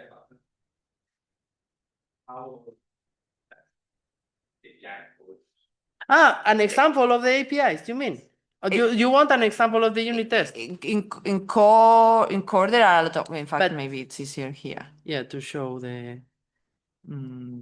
I can go for any. Do Okay. you have any preference? No. Activities to Vale, activities. No, overview based. Overview. Activity overview based test. I don't know which one is this one, but Sí, gracias. do you mean this, right? Yeah, usually tools. We don't change, we generate. We usually don't change, we always generate new data. By default, when you run a PHP unit, when you init the PHP unit tool, you create an empty database. Yeah. Yeah, like when you run the install model site. And we have the generators for adding data to the database. So it's like we have the generator. So here, for instance, we are creating a course, calling the generator create course. we are creating an activity. In that case, is a create module is an assignment. We can pass several parameters. For instance, the section, it's like there are more than these parameters. If I go to the method of the, I cannot see anything. No, here, maybe, no. Why, I'm not here. Sorry. If I go to the, in that case, maybe it's not a good example. Maybe I need to go here. To see all the parameters that they are supported by the generator. Maybe it's not a good idea, but here you can see that to the previous method, the create instant, I can pass the summary, I can pass the rating format. I have all these parameters that I could be passing through the here, because in some cases I need it to be created in one section, and I need to have some settings or to have a description on things like that. So I can pass this information here to update the information. So we don't write the DB, we create information or entities.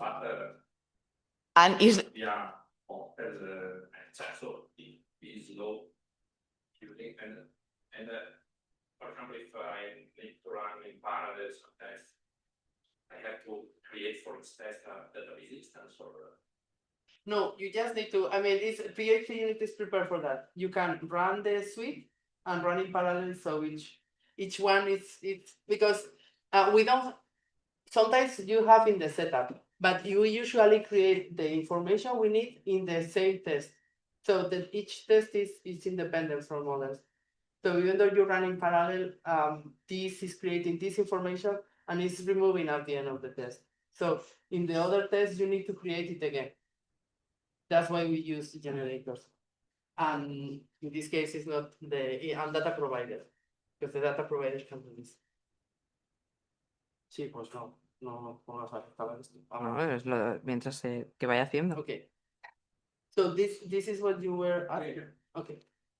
So yeah, we prepare everything in the test itself.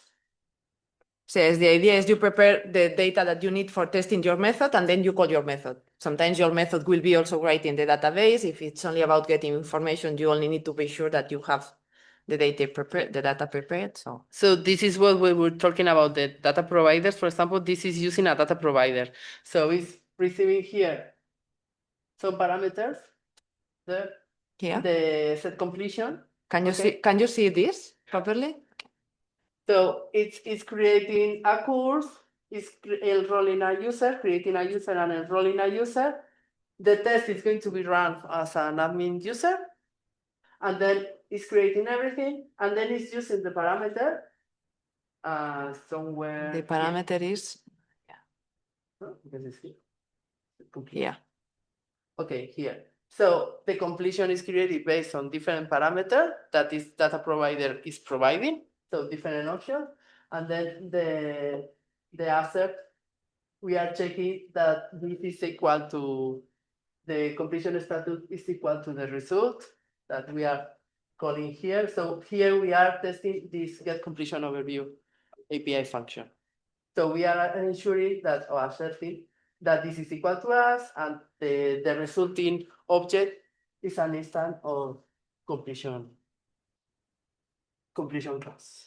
Yeah. So this is the format. This is the format on a unit test. So usually we create the data we need to test, and then do whatever we need. They normally calling the API that we want to test, and then asserting that the result is what we expect. Yeah. Okay. Okay. And it's like once I was running the initializing the database, and for running any of the tests here, I can run, for instance, all the tests in that file by running. I use MDK, but it's like ignore, because I don't know the PHP unit thing, but it's like the parameters are like the same that it's vendor read. Yeah. Yeah, I think it's going to work. Yeah. So that way, but it's like instead of using this, oh no, I was not using the proper file. Here. This is running all the tests in this file. That's fine. I have no idea why it can. This should be running. The parameters were right. Yeah, I have no idea why, but yes. Yeah, that's the idea. And you can also run a whole test suite. when you run the init, it's creating an HTML file with all the test suite for all the components, subsystems, blah, blah, blah, that we have in core. So you can run just modal signs suite, because I just want to run and I guess that on your plugin, usually you can do the same. You're usually going to run just the unit test for your suite, for your plugin. I know why it's not working, because I'm trying to run a PHP unit that was created in 5.1 and this is a 4.05. So we don't have that. Exactly. But If I choose a different file, for instance, one from assignment, see this one, for instance, any test here. Let me check. No test here. No, this is not a good example. No, because that's the generator. Yeah. Any file. Dates, vale. Dates, Okay. for instance. So we have the test get dates for module. If I try to run this, again, ignore the MDK because but it's like I'm using the filter, which I can pass the name of that unit test. And now it's like it's running using the PHP unit version 5.3, Moodle 4.5, and it's running all the tests with this name. There might be other tests, not just the ones in this file. There are maybe other files with this name. Yeah, problem. And it took 11 seconds, and there were 69 tests executed. So it's pretty fast. Yeah. Okay. So Any other question? Now we need to make a decision because it was longer than we expected. as expected. Yeah. Yeah. So we can continue talking about other topics, or we can let you upgrade your plugins. But I don't know if you already have enough information to that. Or what do you prefer to do? Do you want to do some work on your plugins and ask us if you have any question or problem? Or do you want us to continue talking about general topics that I guess could help you? Next one in the list will be we are Model Docker, for instance. Our agenda will ask you. Yeah, okay. Are we happy with that? Are you happy not coding today? That's fine. You usually code, so okay. We try to let you. As Amaya said, we will be here until Friday. Yeah. So if you had time code or you have any specific questions for us, it's like we'll be more than happy to help you. So sure. Well, you can arrange it, please. Oh, you want? That's fine. We can meet. Okay, sure. Yeah. Yeah. Okay. Yeah. Yeah. Just propose it and. Your mobiles. No. I can give. We can give you our Telegram, or at least I can give you my and the email user, but not my mobile phone. Okay. Are you sure about that? The Telegram or the mobile No, phone? the mobile. No, the Telegram is like this. Yeah, okay. No. I don't have it yet, but we should. No, but You need it. we also use, for work, we use matrix element. I don't know if somebody else uses apart from that. Do you have any matrix? We are also in matrix, so you can find us there. It's easy. Okay. So, okay. Fine. So Moodle Docker. Docker. Model production in model. Mm-hmm. Which code helper do you use? Do you use which of the AI around that is more used at that work? I don't use it any. We have Copilot. We have Copilot because it's like That's fine. Actually not. Actually, it's our fault. It's not Copilot fault. Yeah. It's like we are using. In my case, I'm using VS Code and it's integrated with Copilot, and it's like It's in PHP Storm is also integrated. We have like the premium, whatever it's called. Yeah, I don't use it because it doesn't help me. For now, it doesn't help me. I should spend some time or invest some time to train it for it to help me, but for now, The it's good part possible. is like Moodle Core is open source. He has learned a lot Yeah. of Moodle code, so it's like sometimes it's really good when it's like when you try to do something, might be really good. Sometimes it's not that good, but you need to know when it's that good and when it's not. Yeah. In my case, it's really helpful for writing documentation. Yeah. Yeah, it's learning. You can create Yeah. a local memory or rank or something Yeah. that can be helpful. It's PHP Yeah. docs for me it's perfect Yeah. because I'm not that good in English and yeah, exactly. Doing these things. Yeah. Yeah. Yeah, I use it mainly for PHP block doc because you have the function created and tell him like write the PHP doc block, and that's good. It's good for it. There is a project. There are some people working on these kind of things for Copilot and things like that to be better for Moodle, like feeding with Moodle code, and because the Moodle code is fully public, but they are also the codes and the peer reviews that haven't been passed. So it's a mix. So, but there is a project in Moodle HU, so they are working on it. So, but right now I must recognize that still. For the new version of Moodle. No, it's a different. It's the Martin Dogiamas. What's this group that is meeting every 6 months regarding new concept that is Moodle. Okay, yeah. We have also it's like we have the transformation and modernization and transformation team, which is a different one. Yeah, but this is not working on AI. There is another one that is mainly for researching best practices on education, on development, on software, blah, this blah, is blah. Martin This is Dogiamas group. Martin's team, Martin. and this is working on that AI project to improve, to create tools. I don't know. The person. No, the person, the version. The key person in this group. Yeah, It's Martin, and there is a yeah. There is a research lab. Yeah. No, he's working on the AI project. Yeah. He loves it. No. Yeah. So the main team is mainly Martin and Eloy Lafuente. Maybe you know him or heard about him because Eloy. So Moodle, the Moodle research. Here, the Moodle Research Lab, and this Martin and Eloy, and they had regular meetings. I think it's twice every two. Yeah. So and those are they are working on this project. There are also people from the community because we met them in DAG in the Heikki from the Iceland. Iceland. Yeah, I think it's okay. And so there are also people. She's Finnish, maybe.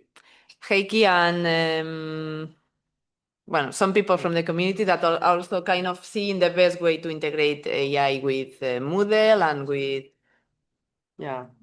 So that I think they are also in touch with this group. So probably the best thing for you if you're interested is to join this Moodle Research Lab. Yeah. Okay.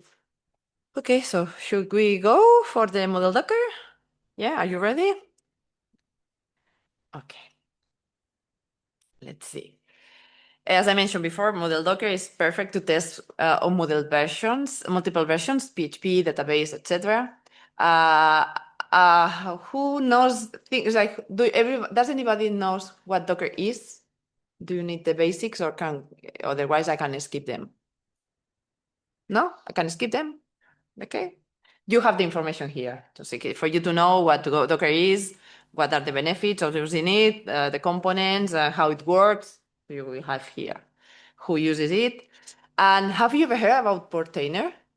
For me, it's kind of the best way to deal with all my Docker instances. I know that I love, in fact, doing things by CLI, but with Docker, I don't know why. I prefer using Portainer. I highly recommend you to install Portainer. In fact, if you need to start playing with something, I recommend you to start installing everything required for Docker. It's super easy and it's very well explained in the Docker page. And remember the admin password because I lost it like, I don't know, 5-6 times already. And it's not easy to get it back.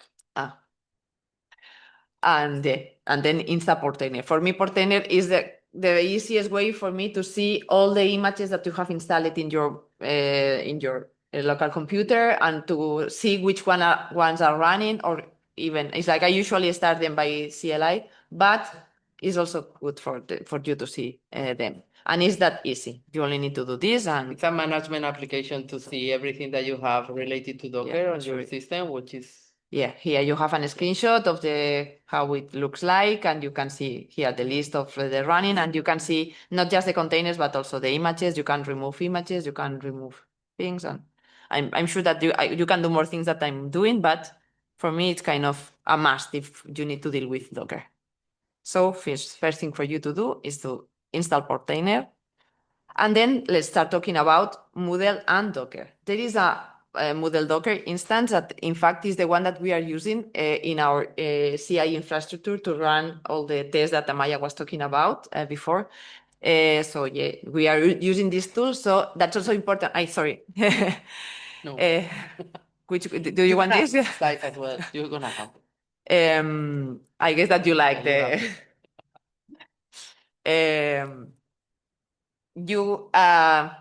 it's important for you to know that we are using this Moodle Docker because that means that we are also maintaining it. It's important for us to keep it maintained because we are using it. So every time that the requirements changes, we try to also keep this improved. So for instance, last week or 2 weeks ago, the requirements for the main version that will become 5.2 in some months changed, and the Docker image has been updated with the new requirements.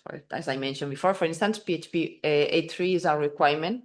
So now when you install Moodle Docker and you try to run a main branch, you have it set as by default.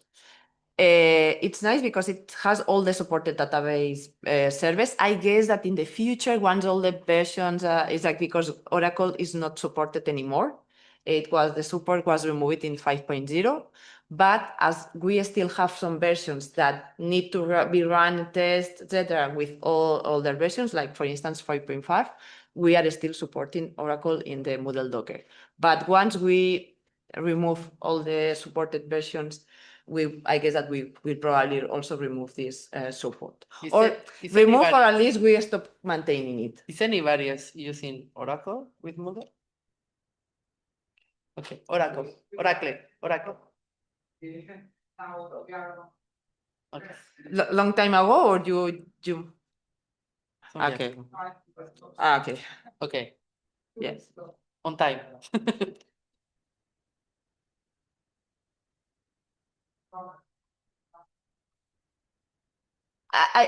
It's like we are not experts in that area, so maybe it's easier if we ask here in the audience. I know people that is using Docker in the production sites. For a small site. I know people for not big size, I won't say small, but not big site, but yeah, I know people. Is there anybody else using Docker in Moodle sites? See, you can talk with them.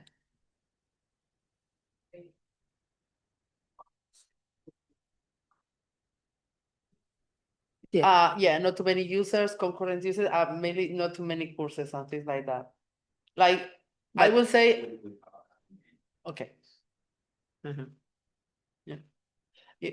The cases I know, they are like, I will say that they are not like very critical instances, but yeah. At least one big instance. Okay, yeah. They mentioned on the large scale that I can do. All the cases I know, I don't know your experience, but all the cases I know, the experience is good. And it's easier to maintain, to replicate, to upgrade, if you need to ampliar, how do you say, like Extend? Yes, resizing or Extend. whatever. It's easier because resizing Docker is so easy. So everything gets less complicated. I guess if they are not more sites yet, it's because people are not brave enough. But all the experiences that I know, I don't know if your experience is good, but yeah. So we mostly use it to have the infrastructure brought down in that what they bring for the and everything of this. So that's the How many users do you have? More or less. or courses or, for instance, or in total? I don't know. Well, 1,000, it's, yeah, it's not as much. Yeah, it's not as much. Yeah. We don't use anything in production, so Yeah. we don't have clients, we don't have production sites. Okay, yeah, we have some, but we don't take care of them. Yeah, in so- our case, the experience that we have is because Previous. we were working before joining Moodle. We were also working in some places where we had, we are still in touch with them, and we know people, or we met people in the mood. But it's like right now in our day by day, it's like we are only coding. We don't have this experience of putting things on. Yeah, but we know that it's okay, and there are people that loves it. So yeah. Okay, so as I was saying, the benefits of using it is that it supports a lot of versions. So if you have your plugin, it's super easy for you to test it in several versions without having to install them one by one, which sometimes is painful. Same for the PHP unit versions, because sometimes it's like depending on if your plugin needs to work from 5.1, which was supporting 7.4. It's like, I don't remember from memory, but it's like it was the legacy version, and then you need to have a lot of versions of PHP installed locally, which is also okay, but sometimes it's easier just to use it, Moodle Docker. We've been talking about the Behat things, and Selenium is configured by default. You don't need to do anything, and it's like running Behat using Moodle Docker is super easy. You don't need to do anything. I guess that's the way you're running them. If you need something, is that your plugin, or you need to test something that sends email, it's also integrated with MailPit, which is also a really nice tool, and you don't need to do anything. It came free in the Moodle Docker installation, and it's super easy to access it. It comes with all the PHP extensions required. It's like sometimes, depending on the versions, you need more extra extensions. This is also updated, and you don't need to install anything. Just install the Moodle Docker, and it should work by default. So you need zero configuration. It's working from the first time that you start using it. Yeah. So for those like myself, like don't like installing things, it's perfect. You install Moodle Docker and done. Perfect. And it's super easy to install. It's like for you, have you ever tried to run Moodle Docker? Who has tried? You one? The rest you haven't tried? Never. I think it's super easy. So right now. Okay. Okay. Yeah. So it's super easy. It's like you only need to clone the repository, access the repository, then set up the Moodle core path with a variable. Same for the database, and then copy the config file from there is a template in the Moodle Docker directory. You need to copy this template to your Moodle directory where you will using, and that's all. It's like that's the only thing you need. There are more environment variables that you can also export if you need, for instance, to run a specific PHP version, or a browser for the Behat, or you want to enable external services, or it's like there are a lot of things that you can also do if you want to change the default value, because most of them, for instance, if you run the Behat and you want to see the Selenium running, the BNC port by default is this one, but it's like you can set a different port if you want. And the same for the rest of the parameters. But by default, there is also always a default value, and you can change it if you override any of these variables, which is super easy. In my case, for instance, what I've done is like I don't remember all these variables, and I have some scripts to make it easier to run, and depending on the configuration I want to run. For instance, when I want to run Postgres, I have an environment created for the Postgres setting, and for the same for the MySQL or for Postgres, or it's like I have several scripts, and depending on the script that I want, the Docker I want to use, I run one script or the other. So I don't need to remember all these things. And it's like once you have all the previous steps, you only need to run the Composer app and wait for the database. And that's all. It's like first time you run the Moodle Docker will take a little bit more, because you need to download all the images, which are like all these images. but it's like maybe in 5 minutes, 10 minutes, not more than this, depending on the connection, but it's like you shouldn't take more than 10 minutes. Coffee time. Exactly. To get your Moodle instance. And once it's like first time it's this, but the next time it's only seconds. So in 5-10 seconds, you have your Moodle Docker running and everything as you left the last time. So should be super easy. Again, in my case, I have some scripts, so I don't need to remember these scripts, so that you have them here in the presentation, so you can do whatever works better for you. We have several interesting parameters. It's like you can use the start for starting the containers, the stop parameter for stopping them. You can shoot down and destroy this. You need to be careful because if you run this, you will lose everything that you have in your Moodle Docker site.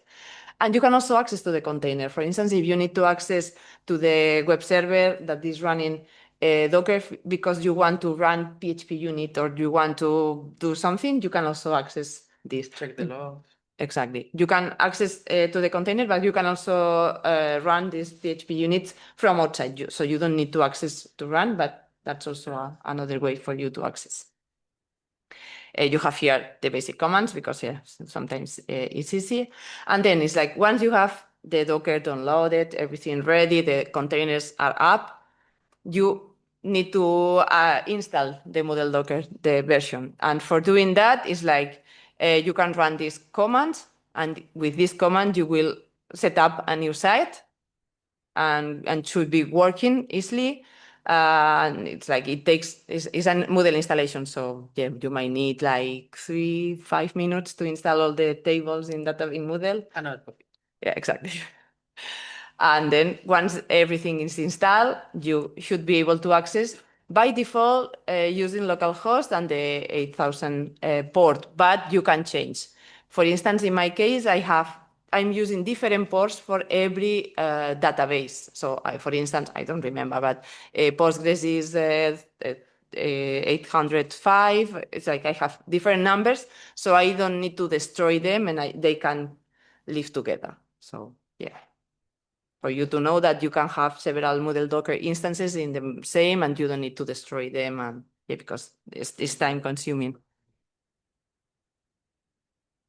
If you need to have something, you need to stay resilient, that when you can switch the various, you have a convention, you have a place which I can reference as the place to be resilient. It's like, I think that at least from what I know, it's like everybody has done their best to. Exactly. There is nothing or not, there are no special, yeah. Something like a device which is called No, in the resilient place. No. In the past, there was every time that we have a major release in Moodle, we have a thing that we call Project Week. And there was one project week from one colleague that was trying to do something like this, kind of make it easier to manage all the Moodle Dockers. But I don't think it was, I don't know where the code is. No. Everybody is doing Yeah. Yeah, I think that's something that because I have the scripts, but I have no idea Yeah, how. we share the how. scripts between ourselves, but we don't have anything published or ready for everybody to use or something like that. But as Sarah said, we create some scripts and we share them because it's more or less the same for all of us in HQ. I mean, because we need to test on the same environment, the same databases. So How are you dealing? Is like, are you using different database versions, PHP versions, or because you're? Yes, I use just for test a new version to do I check some So you only have one it's like you don't have several versions at the same time. No. yeah, we do because we need to be sure. Okay. Yeah. Okay. I'm sorry. I am the clock man. Okay. But we still have time, no? So we have to go to lunch. Okay. Already? It was not until 12 half. It's not 12 half? 12 and a half, no? Okay. We thought that it was 2 hours on a party. Okay, just a little stop. Per il pranzo bisogna uscire, per l'uscita a sinistra, prima via a sinistra ci sono 2 bandiere. Ah, La porta sotto le 2 bandiere, entrate e andate sopra il primo piano. sí, que sí, van 2 banderas en la puerta. Di oggi non avete ancora il badge, non portate i bucati perché il conto. ¿Eso lo has entendido? No, vale, lo veo un Mi bocadillo. raccomando, Quindi non le vanno a dare. 12:30 in time because of Will be German. For that, will be For German. lunch, we are German. For food, that's a different topic. That's a serious one. Ok? Okay. Potete anche ritornare poi a parlare anche poi chiaramente durante il pranzo, c'è i tavoli, there are table available, so share the meal. Io ho visto, parlando in italiano è più facile, io ho visto 140 slide. No, Okay. No. Okay. no. The plan was actually the plan was more or less. No, the plan was the plan was we prepared lots of topics. As you see, a lot. So some topics. And So we we have knew the that- slides for everything that you voted. So the slides, you already have the slides. If somebody doesn't have the slides yet, ask us. But you have the slides, you have all the information there. And I think most of them, I mean, if we explain things, probably it will be easier to understand or not, but you have all the information there. You're gonna have our Telegram users, and you're gonna have us around for tomorrow on Friday. No. So you can ask, and you have the information No, there. we We don't expect to with explain the Bobo, 100. with Roberto, sorry, Bobo. Bobo. Yeah, for Spanish. We are thinking of giving you some space Okay. where to meet. Okay. We have the we also have the clinic. No, but the clinic is it's a different again thing. a little space Okay. in time. No, Okay. I'm We thinking are something Happy. more open, so someone can ask for you. Yeah. Little groups, so Cool. more focused on Okay. their needs, and so we have to wish them Okay. anything Okay. they can do to us. Okay. As you see, we like to talk. And, we are going to understand where, Okay. and then we communicate where we can try to search for Sarah and Maya and talk with them freely. Yeah. So- Yeah, you have lots of slides there, but we didn't expect to see No, all of them I know, today, no. of course. I understood that. Oh, for Friday, yeah. Yeah. If you want, that's fine. Exactly. Yeah. I We like should the add- idea. We should add a quiz there at the end. Yeah, we should add. We will. But we won't skip the lunch. Food No. here is Yeah, it's something that we interesting. cannot skip. So Okay. yeah. In German, maybe, but not Yeah, here. not here. Germany. Okay. Okay, yeah. Or let's say but because some system needs very well. We have a to test Text provider. Yeah, Mhm. these ones, right? Yeah, that's fine. I think as run all the version. Yeah, it makes sense. By our side, private, and I work with some master because I'm looking for the issues that coming. Yeah. So my side, I work the 5 hours per day of my desk. Yeah. Yeah. And you need your work to work on your environment and your architecture. Yeah. For us, I guess it's even more useful because we need to be sure that our code works in any option for Moodle. So we need to test in much more But for options. plugin plugin, if you maintainers, are- yeah, it's if also you the have- same. yeah. So The FPS stay Yeah. many years on the same Yeah. version, and Yeah. then you switch, so you Hmm. for the new work. Mhm. So Yeah, it's the makes sense. master is updated. Yes. Yeah, makes sense. It's changed Yeah. every Friday. every Friday. every Friday. Yeah, exactly. Yeah. Yeah, because we Yeah. we like to work and do things. So yeah. Okay, so yeah, as I was mentioning, running in Docker is super easy to install, and once it's installed, you can access through the URL and should be easy. But apart from having the web access, you can also do a lot of things. Here is like once you have the Moodle Docker, you have for free the MailPit link. So any email that you send using this Moodle instance will go here, and you can check if your plugin needs to send notifications or things like that. You can test this part using the MailPit thing. So it's really nice. Yeah, instead of installing or setting an SMTP server. So it helps also. Yeah. And then what we were talking about is like before, the PHP unit and the vhat is super easy to run them because you don't need it like in PHP unit is super easy. You don't need to install anything. And running the commands here, you will be able to, with the first one, to initialize the environment, create all the tables and everything.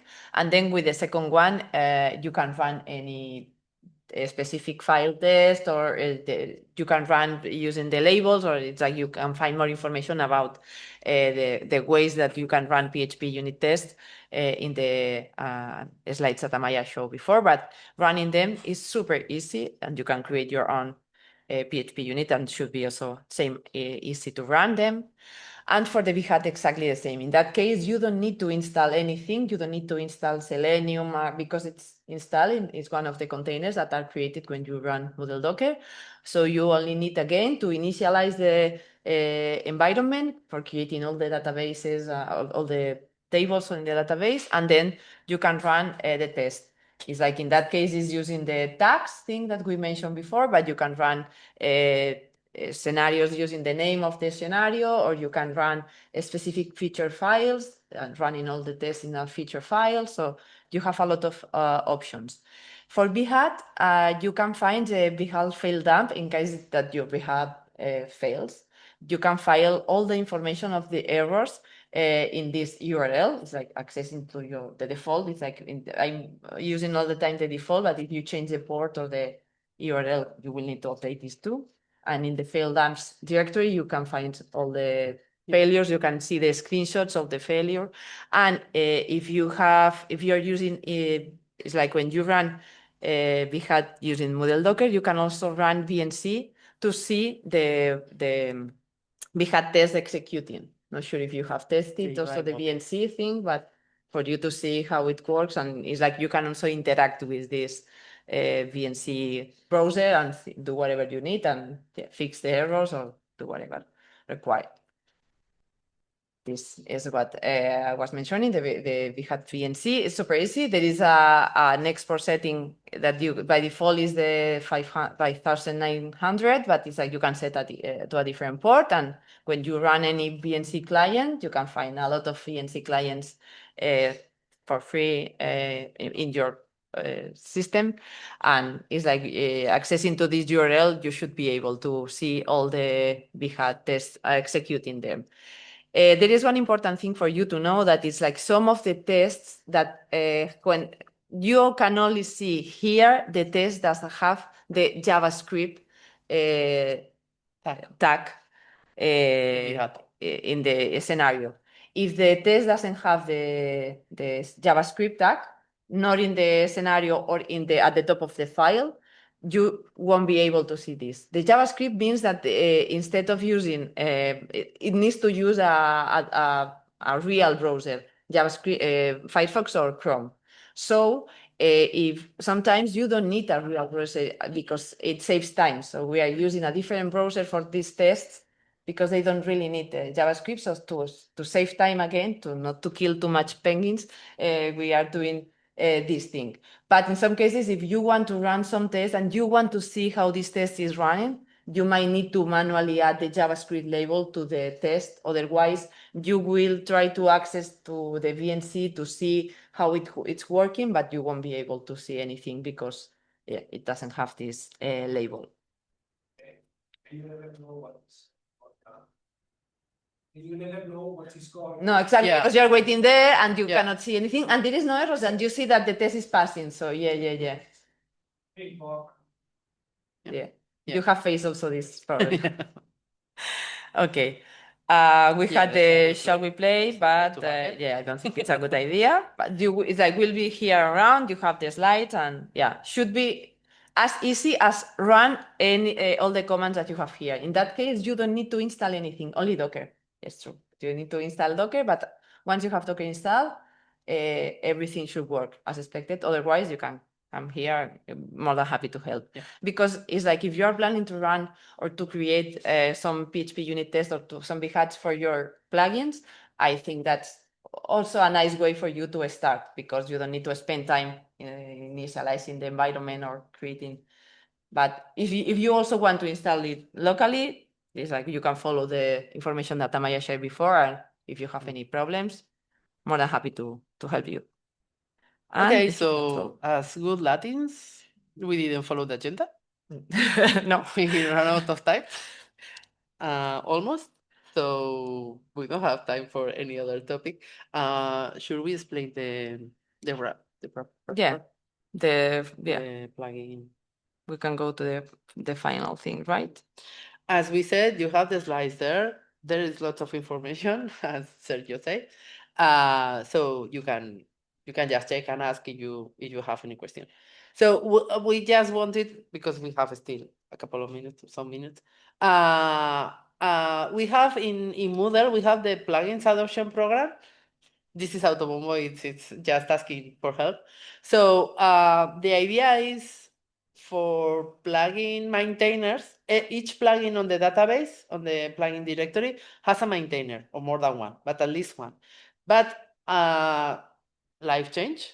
So if somebody needs to leave or stop maintaining a plugin, they of course can. So there is the link there. You have the link there about the process itself. So a maintainer just need to write a forum post saying, okay, I cannot maintain this anymore. So that's totally okay. And then we try to find new maintainers. Okay. So there is a plugin adoption program to find a new maintainers for those orphan plugins. The idea is to be sure that all the plugins are maintained in the future as well, so the users of those plugins can trust the plugin itself. Because sometimes the problem or the fear of open software is always like, okay, this is no one behind that, which is not true, as you already know. But it's a normal or a common idea. So lots of people think like, okay, I can install something, but then what happened with that? So the idea is to promote not to have orphan plugins, and that's it. So you have there okay, I explained already almost this, but so the idea is that the community continues maintaining all the plugins. We maintain core, and we sometimes maintain also some other plugins, but it's not mandatory for us from HQ. So it's about reduce the risk when people or users are relying on third-party plugins, and tries to ensure that model site using that can continue using it and is supported. So how to adopt a plugin? As I say, it's just there is a forum post where the old maintainer said, I cannot maintain this plugin anymore. So you can just go there and reply to that post and say, okay, I'm here to maintain it. I'm okay to maintain it. And show somehow that you are capable to maintain it, that submit a patch or show some code to be sure that we have no trolls. Trolls, I guess it's the same in Italian. Trying to do weird things. So to be sure that the one that is proposing themselves can maintain it in reality. And once you are accepted, you become the lead maintainer, and that's it. The original author of the plugin is going to continue be credited for the plugin because it's theirs, but you will also be like the maintainers of the plugin, and you'll be credited as that as well. And that's it. So anybody has a plugin or has their own plugin in the database directory or has adopt a plugin? But you have a plugin, right? You have your own plugin. Okay. And you have also your plugin, right? Yeah. Did you know about the adoption program? Will you be not ready, pero dispuesto Ready. Interested. interested in adopting one, or more than interested? I think everybody is interested in, but not everybody is brave enough to maintain.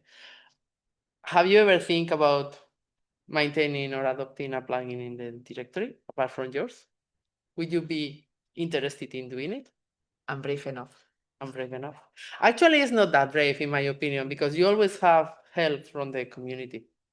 And usually people that use the plugin, it's always open to help because it's for them as well. I mean, I guess it's also your case. If you have a plugin installed, you are using a third-party plugin, you want them to work. So you are also interested in them to work. So Would be affected by the new market? That's a good question.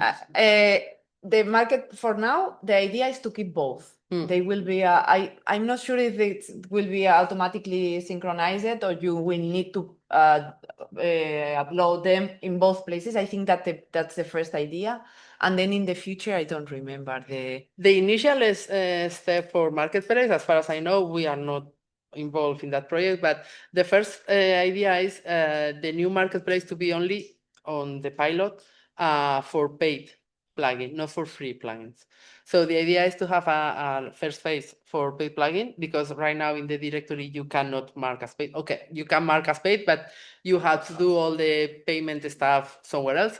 So to have that implemented and to use it in the new marketplace, so have both, and then start migrating. And as far as I know, there is a plan to migrate from the current directory, the free plugins, to marketplace by default, like without doing anything from you.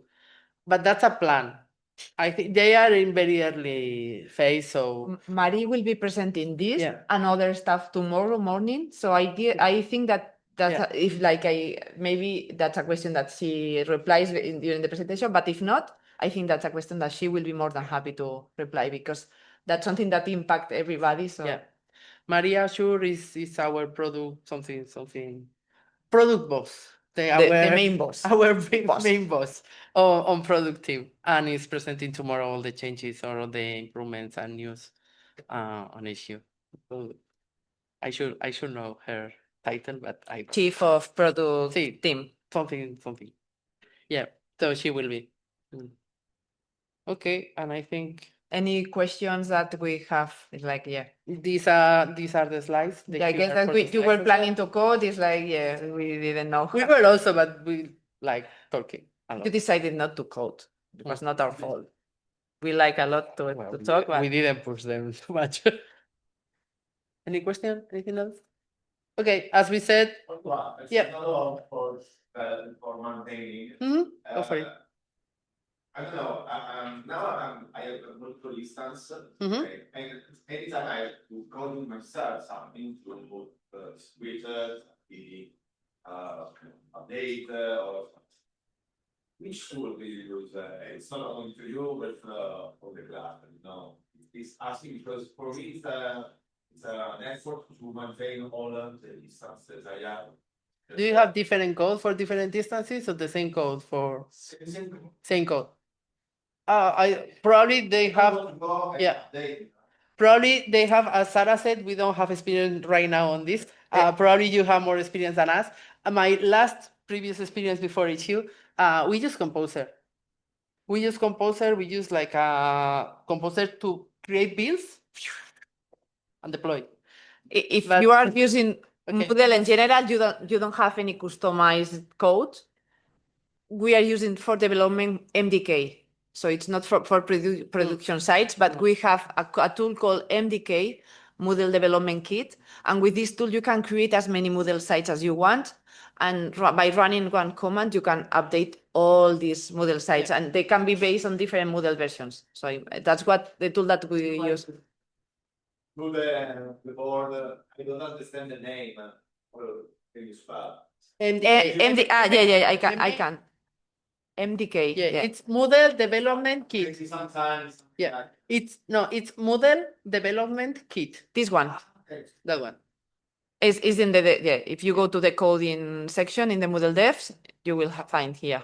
But I will say this is for development. I wouldn't use this for production.